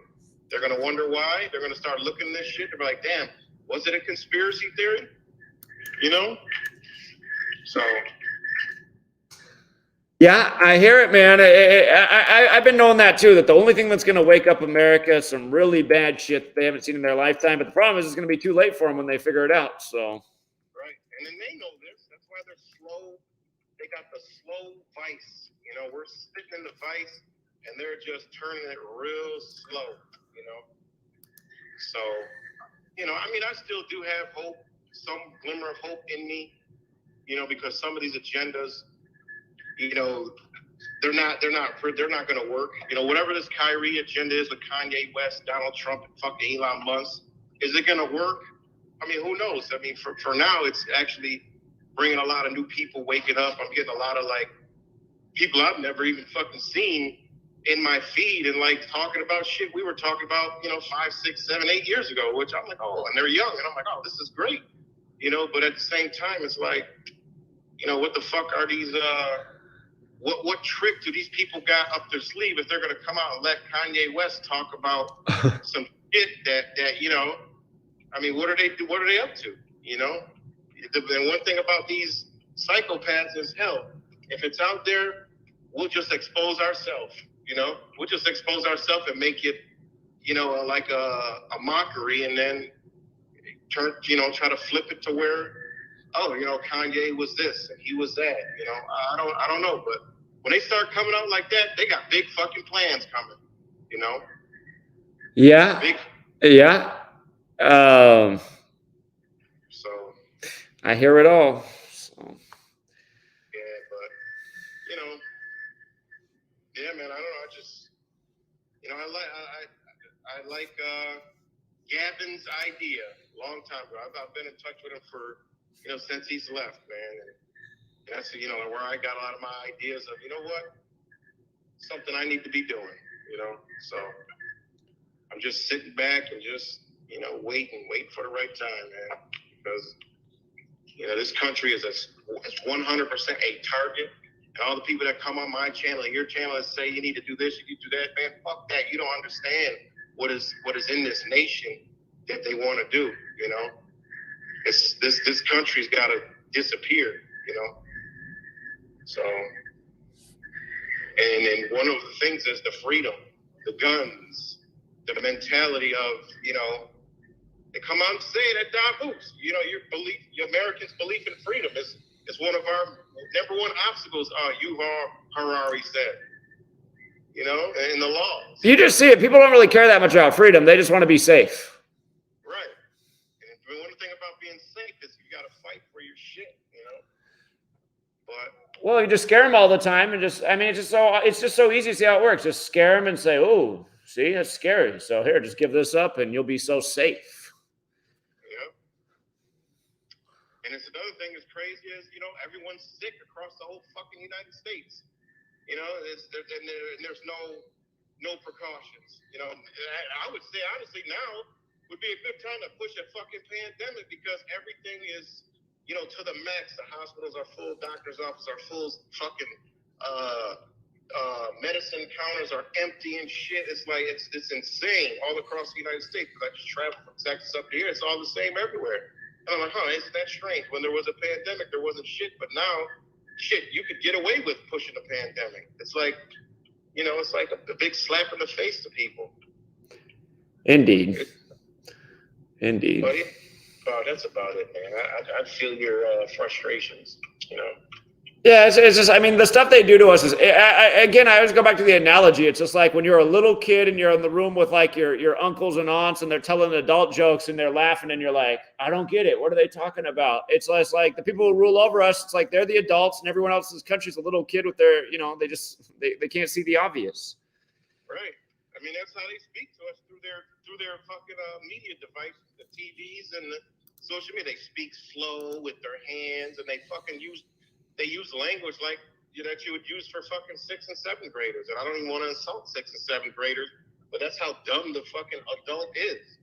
It's like when you view these people, the politicians and all that shit that come on TV, they speak as if they know they're talking to the dumbest fucking people on the goddamn planet. And everyone just gobbles it all up. It just simply blows my mind, man. It really does. I just lose hope, man. Yeah. Yeah. No stop. There's no putting a Band-Aid on this fucking hole. There's no way. It's going where it's going, Here, before you go, I got to ask you something. Do you think I should go to LA on the anniversary of Kobe Bryant's death and try to see if we can create a spark in LA, or do you think it's not even worth it? Anything that's active that people are going to see is always. There's nothing that could be possibly wrong with that. When is that? January 26th. It's worth a shot. Plus, if you get a bunch of people to go out there, yeah, There's a lot of people in LA too. See if they can do better than New York. Yeah, it's just you know, a lot of people don't like California, so but I mean, anything's worth a shot at this point. You're putting the energy out, and people come. I mean, it is what it is. Yeah, my thing is like I did a lot of traveling this year, and everything's gone down. Financial support's gone down, views have gone down. So I'm just like, I did more than ever in the past year, and it could just be like the big tech censorship doesn't like it, so they're squeezing even harder and fucking things up. But it's just like, I don't know if that helps at this point, because I mean, the events are like for a few days, but then I'm not getting the result that I'm trying to get out of it. I'm trying to make the shit bigger, not smaller. What I would do with that is not look at the numbers. Look at the people that, I hear them all the time. Oh, I just found your channel. In the comments, I just found your channel. They've been calling in as of late. They just found, what happened big? You got a whole bunch of new people. So whatever just happened big, you got a whole bunch of new people calling in now. What was it? The takeoff death? Yeah, you got a lot of new people in. So don't look at the numbers. Look at the people that are coming over. I always say, hey, if it's one or two people, I'm doing my job, but yours might be a lot higher than mine. But a lot of new people have been calling into your, calling into all your channels. So, the reach is still there. It's just, you're not going to see it in the analytics and the numbers and shit like that. I got a lot of new people on my channel. My subscriber count hasn't even moved. So I don't even bother. A lot of times I'm doing live streams, it says 0 watching. So I know it's just to discourage me, but shit, I've been censored before it was even cool. So I don't really care. Just, I still get out and, speak my little message and do what I do, and that's it. Sure. But you definitely, a lot of new people have come over from takeoffs, death. So don't look at the numbers. Look at, I mean, that's what I've seen. There's a lot of new people, a lot of new faces, and, it's great. I guess that's a good point. All right. I like that outlook. That's a good take on it. I appreciate that. Because it's definitely not going to show through the media, And we've been in this spiral of censorship for a long time, so people are still finding it. I mean, look, when you show up to Buffalo, New York, people are like, they surprise you. So just never forget, the stuff you hear from the actual people, instead of the numbers and the trolls and the analytics of the fucking channels and shit. Because you'll be like, wow, you'll be like, what happened? And, so. Yeah, that's a good thought. All right, man. Well, I appreciate you calling in and speaking all that. So thank you, friend. Yeah, thanks, man. Thanks for, having me on. And, I'm always around. So. Indeed. Yeah, call in more. All right, I will. I'll talk to you later. And peace and love, everybody. All right. Have a good one. Yeah, right. See. All right, you guys, that's Yeah Right, the Matrix. He's got a bunch of channels like me because he gets suspended just as much. God, you know what else is wild, man? I think it's because, like, nobody's working. The car's all messed up, right? Because it got hit the other week. And I'm finding out that the soonest I can get into a body shop, and I've been calling everywhere, the soonest anyone can see me is the end of January. And I haven't had to deal with any car accident and stuff since I was 19 years old. But I remember when I was 19 and I got hit, it was the weirdest story of my life. You guys have heard my story from when I got hit when I was 19. It's still the weirdest thing that ever happened to me. But I remember, like, the insurance got the claim and the car was probably like fixed within a week. God. And I lived in a much more populated area back then. Not even that populated out here. There's like 10 body shops around. The soonest anyone can get me in, I'm just like, this because nobody's working, man.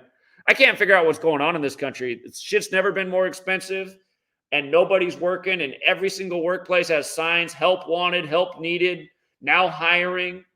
It's like, what in the world is going on? Nobody has enough. I can't even get mail at my new house. They refuse to deliver the mail here. They said they're drastically understaffed. They don't have the staff to deliver the mail here. I'm like, what? That's causing a problem. I can't get anything delivered to my house. Hold up. Yeah, right. The Matrix is calling back. He's probably going to say something about this because he has a business. What's up? What's up? I was just listening to what you were saying. That's another thing I wanted to say. If anybody's looking to like relocate in this United States, that I found that a place that is actually heavily populated, and I've lived there and stuff like that. It's down in South Texas, because all the stuff you're saying does not exist down there. The gas prices are low. It's lowest in the entire country. I've seen it down to $2.70 for a gallon. That's regular gas. And I mean, people smoke cigarettes. Cigarettes are cheap down there. Also, you can go to Mexico, right across the border and go shopping. Also, every single store I went in was fully 100% stocked. Like I couldn't believe it. I had to go in Walmart's, all the parts stores, everywhere I went, everything was fully stocked. The HEBs were fully stocked every day. I mean, it's simply amazing the economy down there along that border. Could be because it's close to Mexico.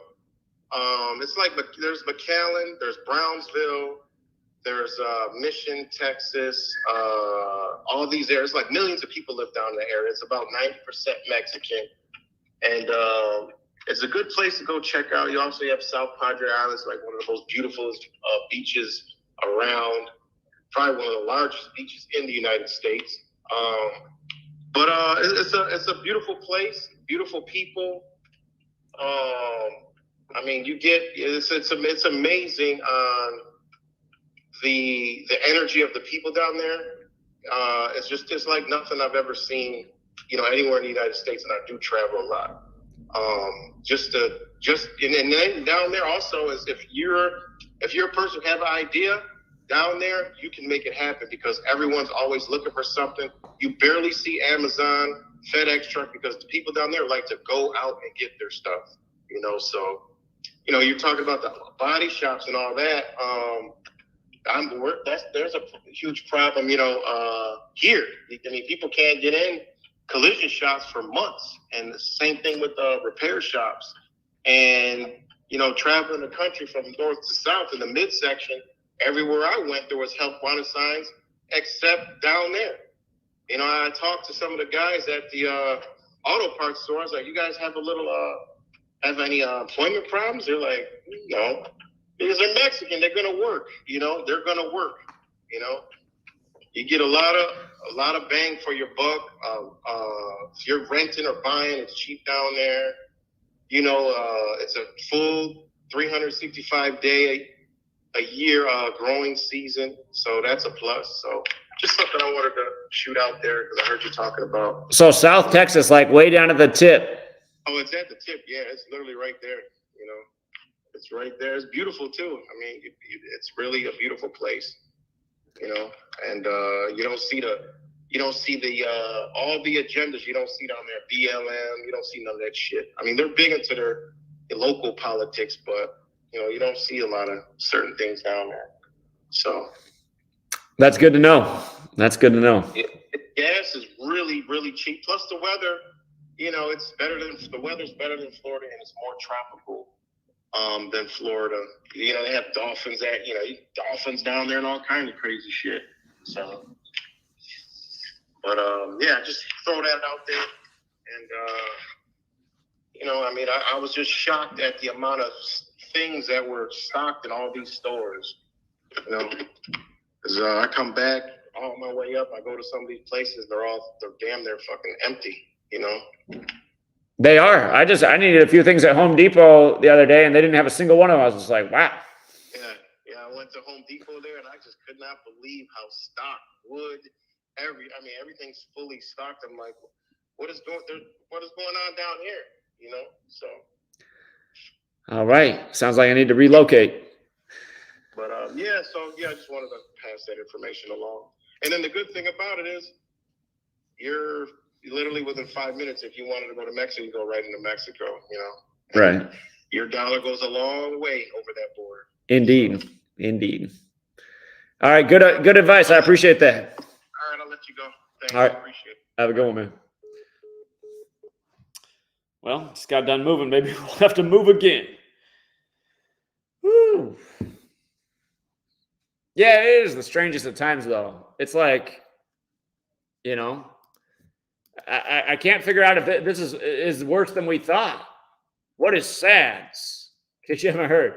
Sudden arrhythmic death syndrome is when someone dies suddenly and unexpectedly from a cardiac arrest, but the cause of the cardiac arrest cannot be found. And that's because the cause has been censored from talking about in society because it's completely impossible that it could ever be that, even though there's no other explanation. And it fits in with exactly what these billionaire big tech types have been talking about. You know, it's funny how Bill Gates and Jeff Bezos up in Seattle where the first case of the 19 landed. You know, one said that we got to get rid of a lot of people and we can do it with the old pokey dokes. And then the other one remade a show about billionaires faking a pandemic to get rid of them with pokey dokes. But obviously it's not that. But yeah, if only a few more people would die from the SADS, I wouldn't have to worry about morons crashing into the car. Guess I should have learned how to. Yeah, for all you young people, man, skip college and just go into a trade. Be an electrician, be a mechanic, learn how to do body work on cars. Obviously, that's in demand right now. So.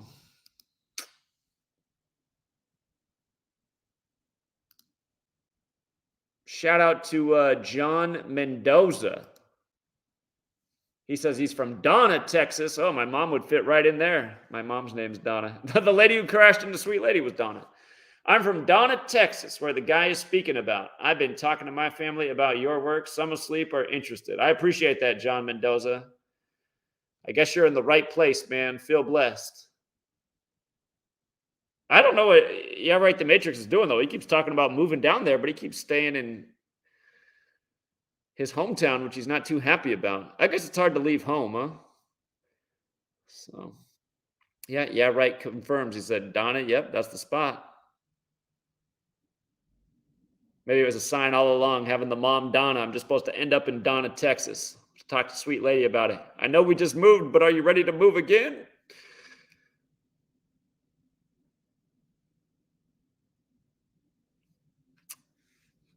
Well, again, the whole thing about work is, if you do something you enjoy doing, it's not really like you're working, right? It's like you're making a living and you're doing something you enjoy.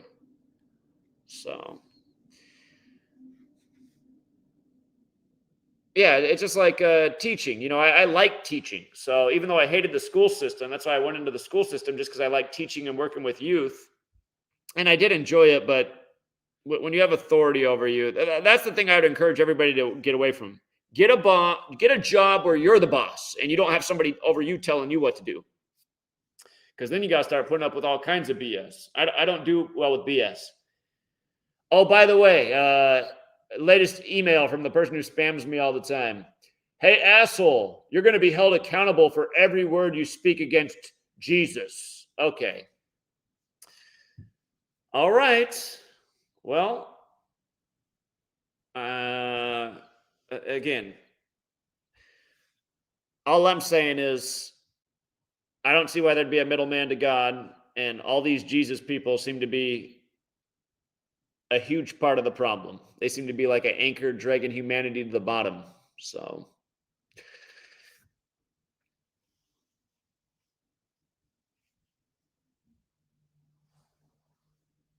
yeah, Michael Lane, I know that is part of it. I was just talking about that Sweet Lady, one of her coworkers, quit her job because by not working, it qualified her as a single mother for government services that paid more than her actual job.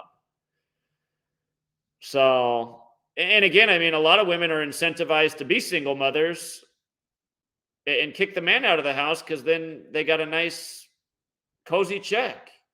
And I mean, you start thinking about what the government's doing with its policies. It's like, so they're kind of incentivizing having a society of children raised without a father.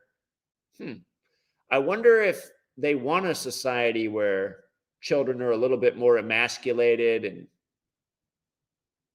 have less male qualities. And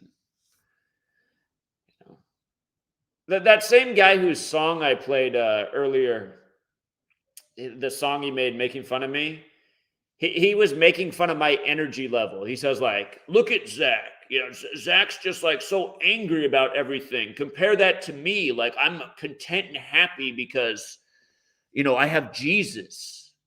It's like, dude, we should be mad. We should be angry and outraged.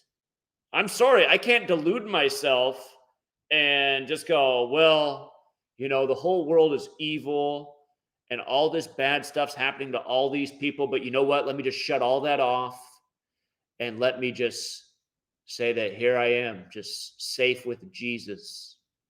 You know what?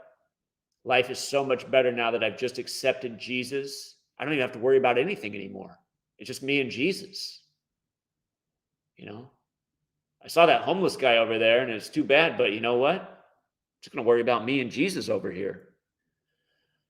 I even made the point on the live stream, if you don't watch, I was like, so you don't want to stand up for all the children right now that are being scared and duped into pokey dokes and being made to wear muzzles over their face? You don't want to He's like, that's not my problem.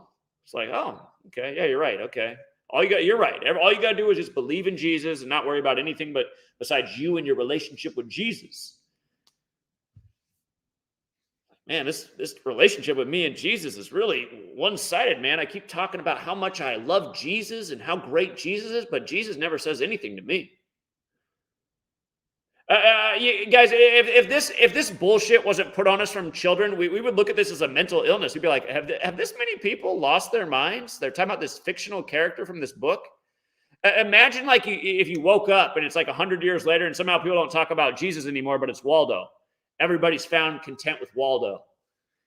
I found Waldo. I'm not asking where's Waldo. I'm not asking that anymore. I found Waldo. You go to your building and everybody has a red and white striped shirt on. Everyone's just so content, eating the body and drinking the blood of Waldo. All these other people that don't believe in Waldo are gone. They're gone. Waldo is the truth. You just got to wear your red and white stripes and eat his body every weekend. And we are also selling Where's Waldo books.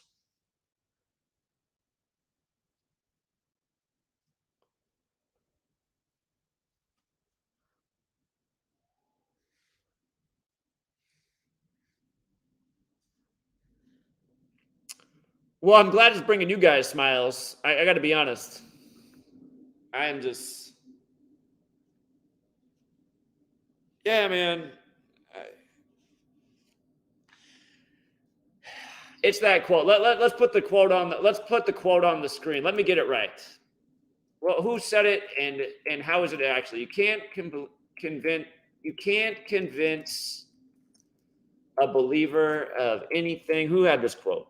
Carl Sagan. You can't convince a believer of anything, for their belief is not based on evidence. It's based on a deep-seated need to believe. And again, I've just never been that type of person. I don't want to believe in stuff. I want evidence. And people say, like, there can't be evidence of creator. I disagree. You pay attention to the signs in your life, and you'll see that there is evidence, in my opinion, evidence of a creator. There's just some things that are just too big of coincidences. And those aren't coincidences. Those are signs. Those are answers. Those are clues. Here, hold on. I'm gonna close out with one more video from the Christian making fun of our community. And realize, like, he thinks this is us. And here,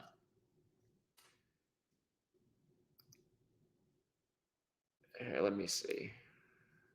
Where's his other video? Oh, he even did another video I wasn't aware of. All right, hold on. I haven't even seen this one. Here, we'll debut this one together. Hold on. Let's debut this one too. This guy's on a roll here, trying to make fun of Gematria. What's this one?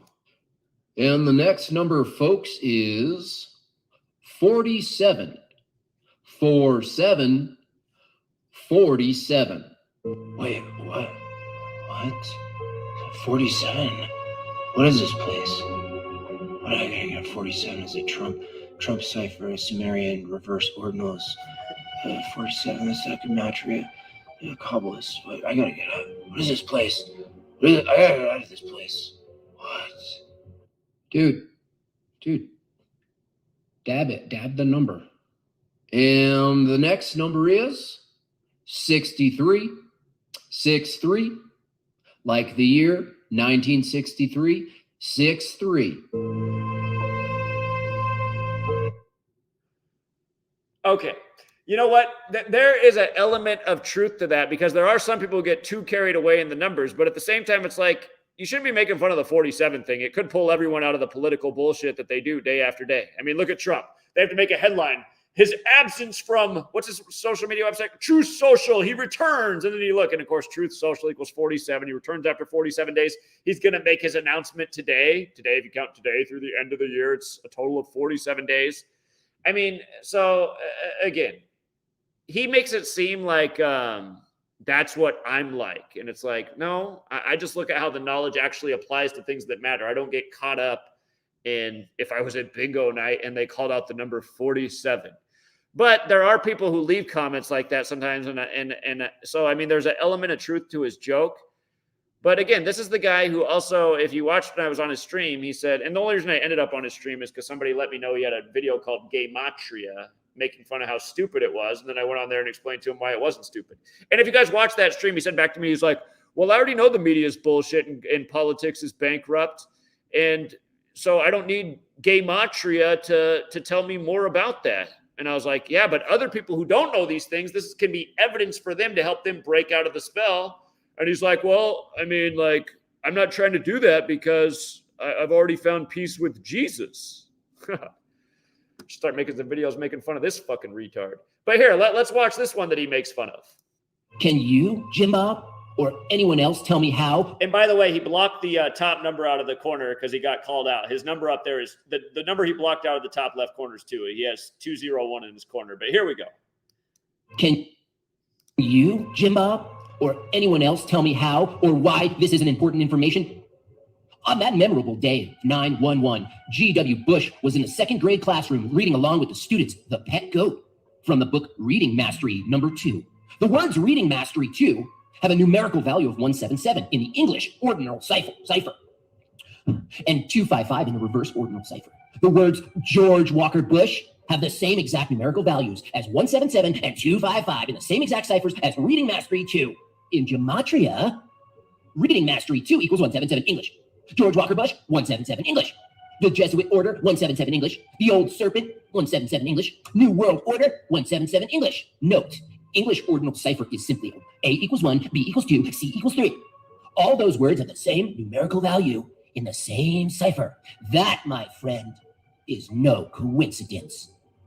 On top of that, the story The Pet Goat was located on page 153 of Reading Mastery 2 in Gematria. The Pet Goat equals 153 in reverse ordinal. Jesuit Order, 153 in reverse ordinal.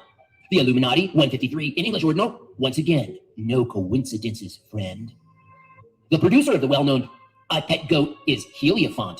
Heliofont equals, you guessed it, 153 in reverse. Jesuit Order, 153 in reverse. Note, reverse cipher is simply A equals 26, B equals 25, C equals 24. Heliofont Pet Goat equals 201 in English. The Jesuit Order, 201 in English. That old serpent, 201 English. Remember, event 201, question mark? If that wasn't enough, Pet Goat equals 666 in English, Sumerian. Have no fellowship with the fruitless deeds of darkness, but instead expose them, Ephesians 5:11, Jim Bob.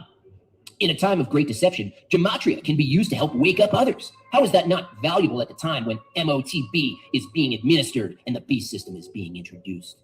Do you even care about exposing the darkness and waking up others? What do you all care about on this channel? Okay, so what he actually did there was he read somebody else's comment who watched when I was on his show, Gematria. And ever since I went on there, he's been making little Gematria videos. I think that's it. He probably talks about it more in some of these things. But yeah, it's just, again, I mean, this is another guy. And you can see, I mean, he is a little bit, he's good at making videos. And he does, he's a little bit funny. But it's just like, I know what his belief system is. He's just another one of these Christian people who thinks all he needs to do is believe in Jesus. And again, I mean, you start listening to it, it's like really selfish viewpoint. Because when I was on there, I was like, so you don't think we need to help out other people? He's like, that's not my problem. It's just, we all need to find Jesus. It's like, well, I guess Jesus was all about himself, huh? That's what I remember learning in school. Jesus was just all about himself. He wasn't worried about others. That's why, I mean, just these people, I mean, that's why my favorite bumper sticker is God, or what is it? How does it go? Something about save me from your Jesus followers. It's just like, please, people are the worst. People are the worst. But yeah, I mean, the guy's an intelligent guy and he knows how to make a video. He could be helpful. But instead, he just wants to mock. And that's why all these people that are about Jesus, I mean, they're just disingenuous people. And they're disingenuous in the name of Jesus. So that right there is also one of the big revealers to me that Jesus couldn't possibly be, if Jesus was the truth, his followers wouldn't be such shitty people. Thank you, Joe Warsaw. I appreciate that. Yeah, very, very good quote from Mark Twain. 1,000,000% true. I appreciate that. It's easier to fool a person than to convince them they've been fooled. 1,000,000%. Mark Twain's got a lot of things that were very true. And I see you also gave another super chat. Thank you, Jill Warsaw. See, some people are just too generous. She said she wanted to donate more, and I said, you already done enough. You said you donated $100. I mean, to me, if you ever donate $100 to me, that's a lifetime donation. All I ever ask you guys to donate is $1 a month. And, I mean, you donate $1 a month. To donate $100, you would have to be following me for 8 years and 4 months. So, yeah. And by the way, what would make me happy is if by the end of the year, and maybe the problem is like those of you who do watch my video, you already do support the work and we're not reaching any new people because of all the censorship. But at the beginning of the year, there were 6,000 people about pledging $1. And over the course of the year, it's gone down to 4,000. Now that football season's back, I have it back to 5,000 because people care a lot more about their football picks than changing the world. But, yeah, if we could get it back to 6,000, I'd feel good about that because then I wouldn't feel like it was a net loss for the year. It's like I never done more in a single year, and I've always done a ton every single day the whole time I've been here. But I mean, I did a lot this year. It was a very expensive year, all the traveling, and to just watch the support go down. I know it's been a tough year financially, but God, it's just $1 a month, man. It's like you should still budget that $1. So I'll tell you what, too, it would be helpful because I brought up to Sweet Lady last night that I want to go down to LA on January 26th. And she's like, why? Why do you want to go down there? She's like, you've seen that going out has not helped you spread the work. It hasn't brought in more people. It hasn't brought in more support. So she's like, so why do you want to go down there again? I was like, well, I haven't been down to LA yet. But yeah, again, it would be more encouraging if going out and doing these things was making the work and the movement bigger. Somebody's shifting $2.97 to buy a beer. I don't really drink, and but I'll buy a kombucha. Because that's about the price of a kombucha.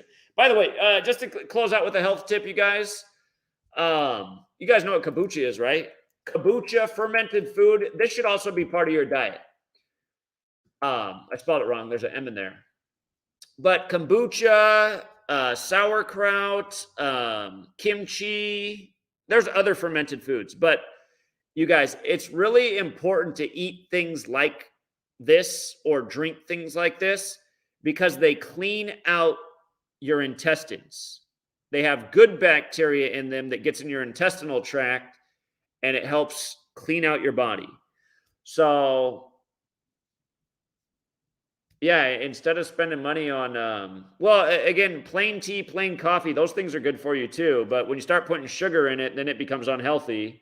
And then it creates the bad bacteria in your gut, which most people have way too much of. So to reverse that, and you don't have to drink it all at once, You don't have to drink it all at once. You can have, like, some people don't like kombucha because it's kind of strong and tart and bitter. Just like, fermented foods, some people don't like them because they have strong smell, strong flavor, but they're good for you. So again, when you hear make food your medicine, this is another type of thing to have in your supply. And again, you don't have to drink the whole thing at once. I mean, you can get a kombucha, which is probably around $3, and drink it in 4 sittings, 5 sittings. Just get a little bit in there. So shout out to Ginger Johnson, who chipped in 10 on the Venmo. I appreciate that. Thank you.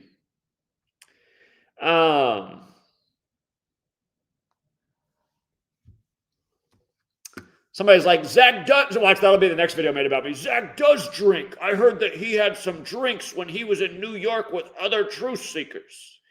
Okay, that was the last time I had a drink. And before that, I can't remember the time I had a drink before that. But yeah, I don't really drink, but when in Rome, sometimes I will. Well, in Oklahoma City, I felt bad because I turned down a drink from Frank the Truth Tank, and then I felt guilty about that. So we made up in New York. We had a drink in New York. Anyway.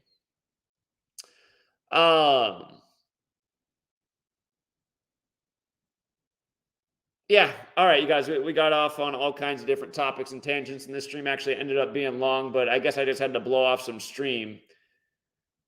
But seriously, if you got here late, watch the beginning of the video and just share that information with your friends and family. Go home. When you talk to your friends and family, say, don't you think it's weird that World War II started in 1939 in Poland, and they've been comparing Putin to Hitler all year, and now he attacks Poland 39 days after his birthday, especially since at the beginning of the year, on March 9th, we sent weapon systems to Poland because of Russia-Ukraine. Thanks, Itachi. Itachi had a big week this week. He says, huge week. Thanks for the knowledge. I say you raise the price to $10 come NFL season. They'd give the NFL 100, but won't give you 10. Pathetic. Yeah, I always do debate on raising the price, but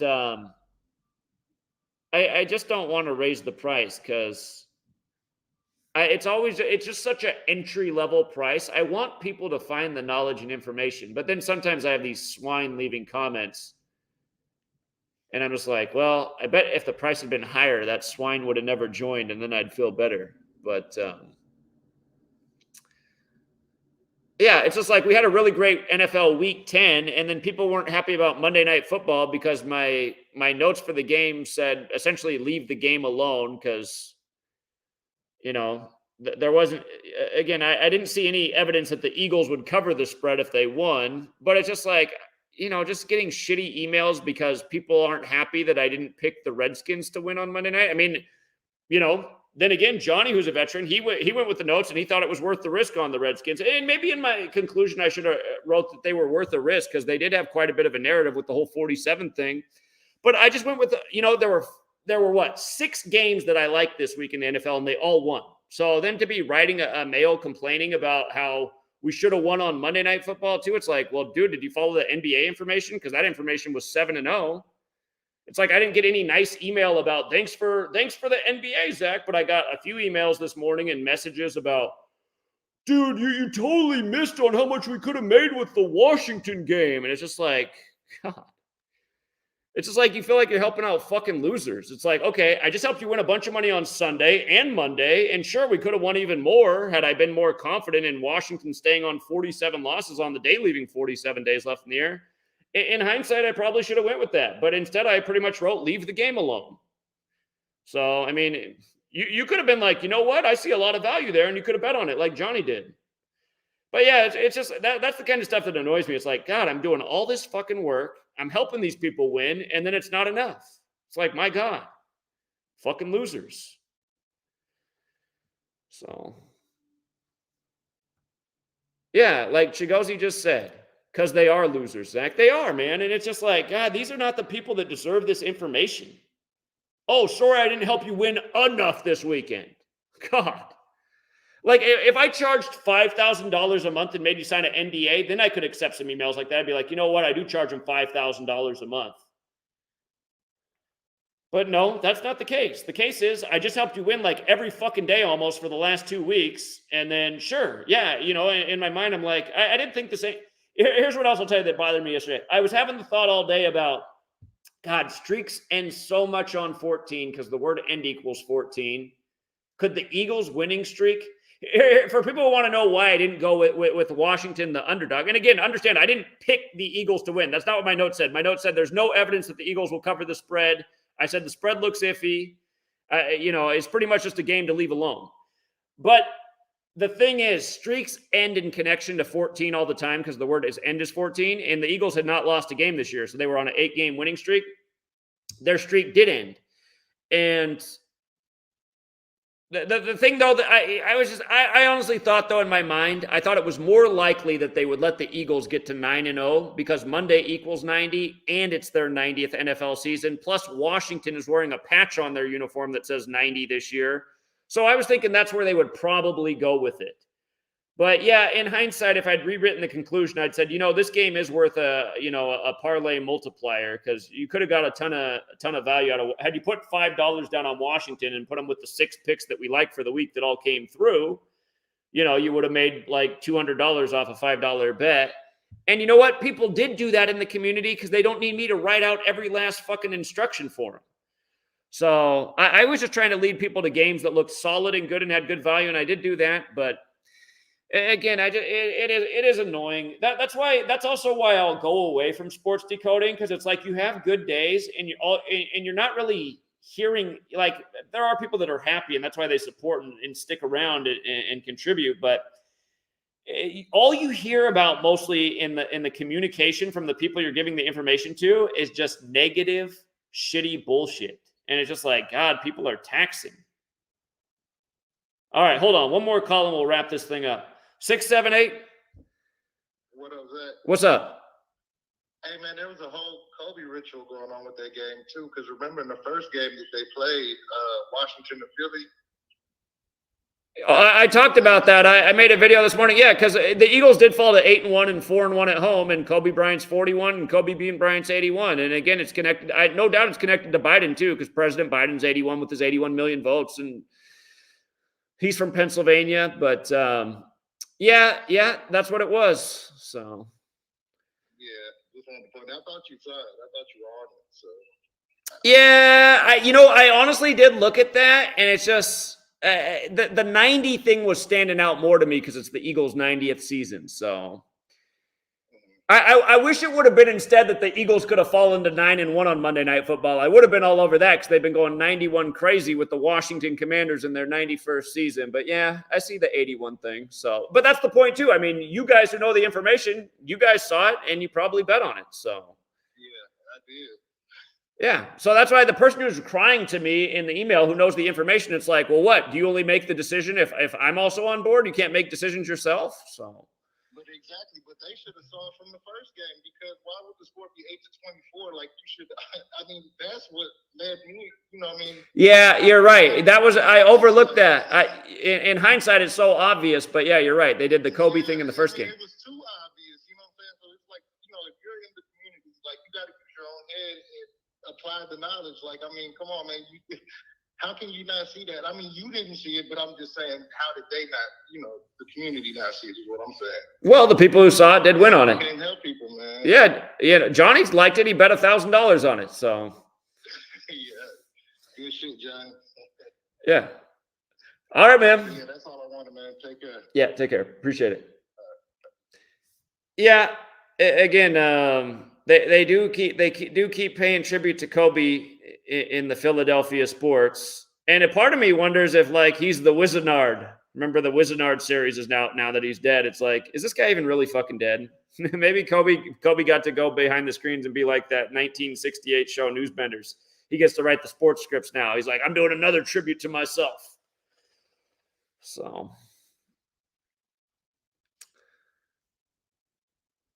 But yeah, that is the beauty of this knowledge. I mean, you can win at sports. You can win at calling elections. Big Al yesterday, before they called it for Hobbs in Arizona, he was telling his coworker. His coworker thought Kerry Lake was winning, and he said, no, it's not going to be Kerry Lake. It's going to be Hobbs, and the reason why is because the election was 51 days from her birthday, and governor's 51. And, Big Al's been showing him the receipts for a lot of years, winning in the sports book, and then, making calls like that. Big Al's down there in Arizona. And sure enough, now his coworker's got to eat some more crow because Big Al's right again. It's not Kerry Lake. It's Hobbs. So, Yeah, the word wizard is 81. Yep. Yep. It's all covered in the book. Number Games, 9/11 and Coronavirus. There's the whole chapter on Kobe's death. So in that chapter, I talk about how LA and Philadelphia are the 118 cities. Kobe encoded the 118 in his book. He's got the Philly-LA connection. That's why at the beginning of the year in MLB, we thought, you know, who was going to represent the National League would either be the Phillies or the Dodgers. And it was absolutely the Phillies. So.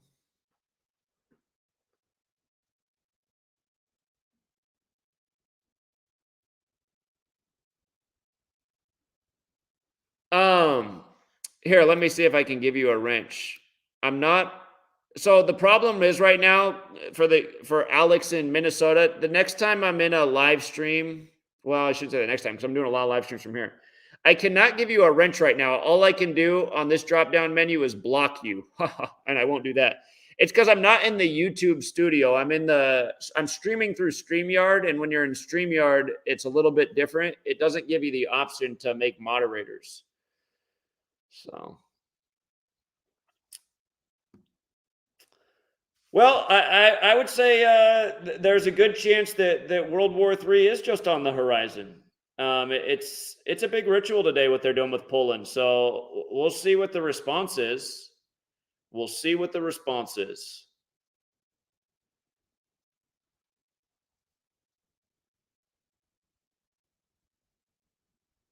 All right, True Seeker, we're going to leave it there. If you guys got here late, watch the beginning of the stream because that's what the actual video was supposed to be about. And then we got off on all kinds of topics. Till next time, True Seeker.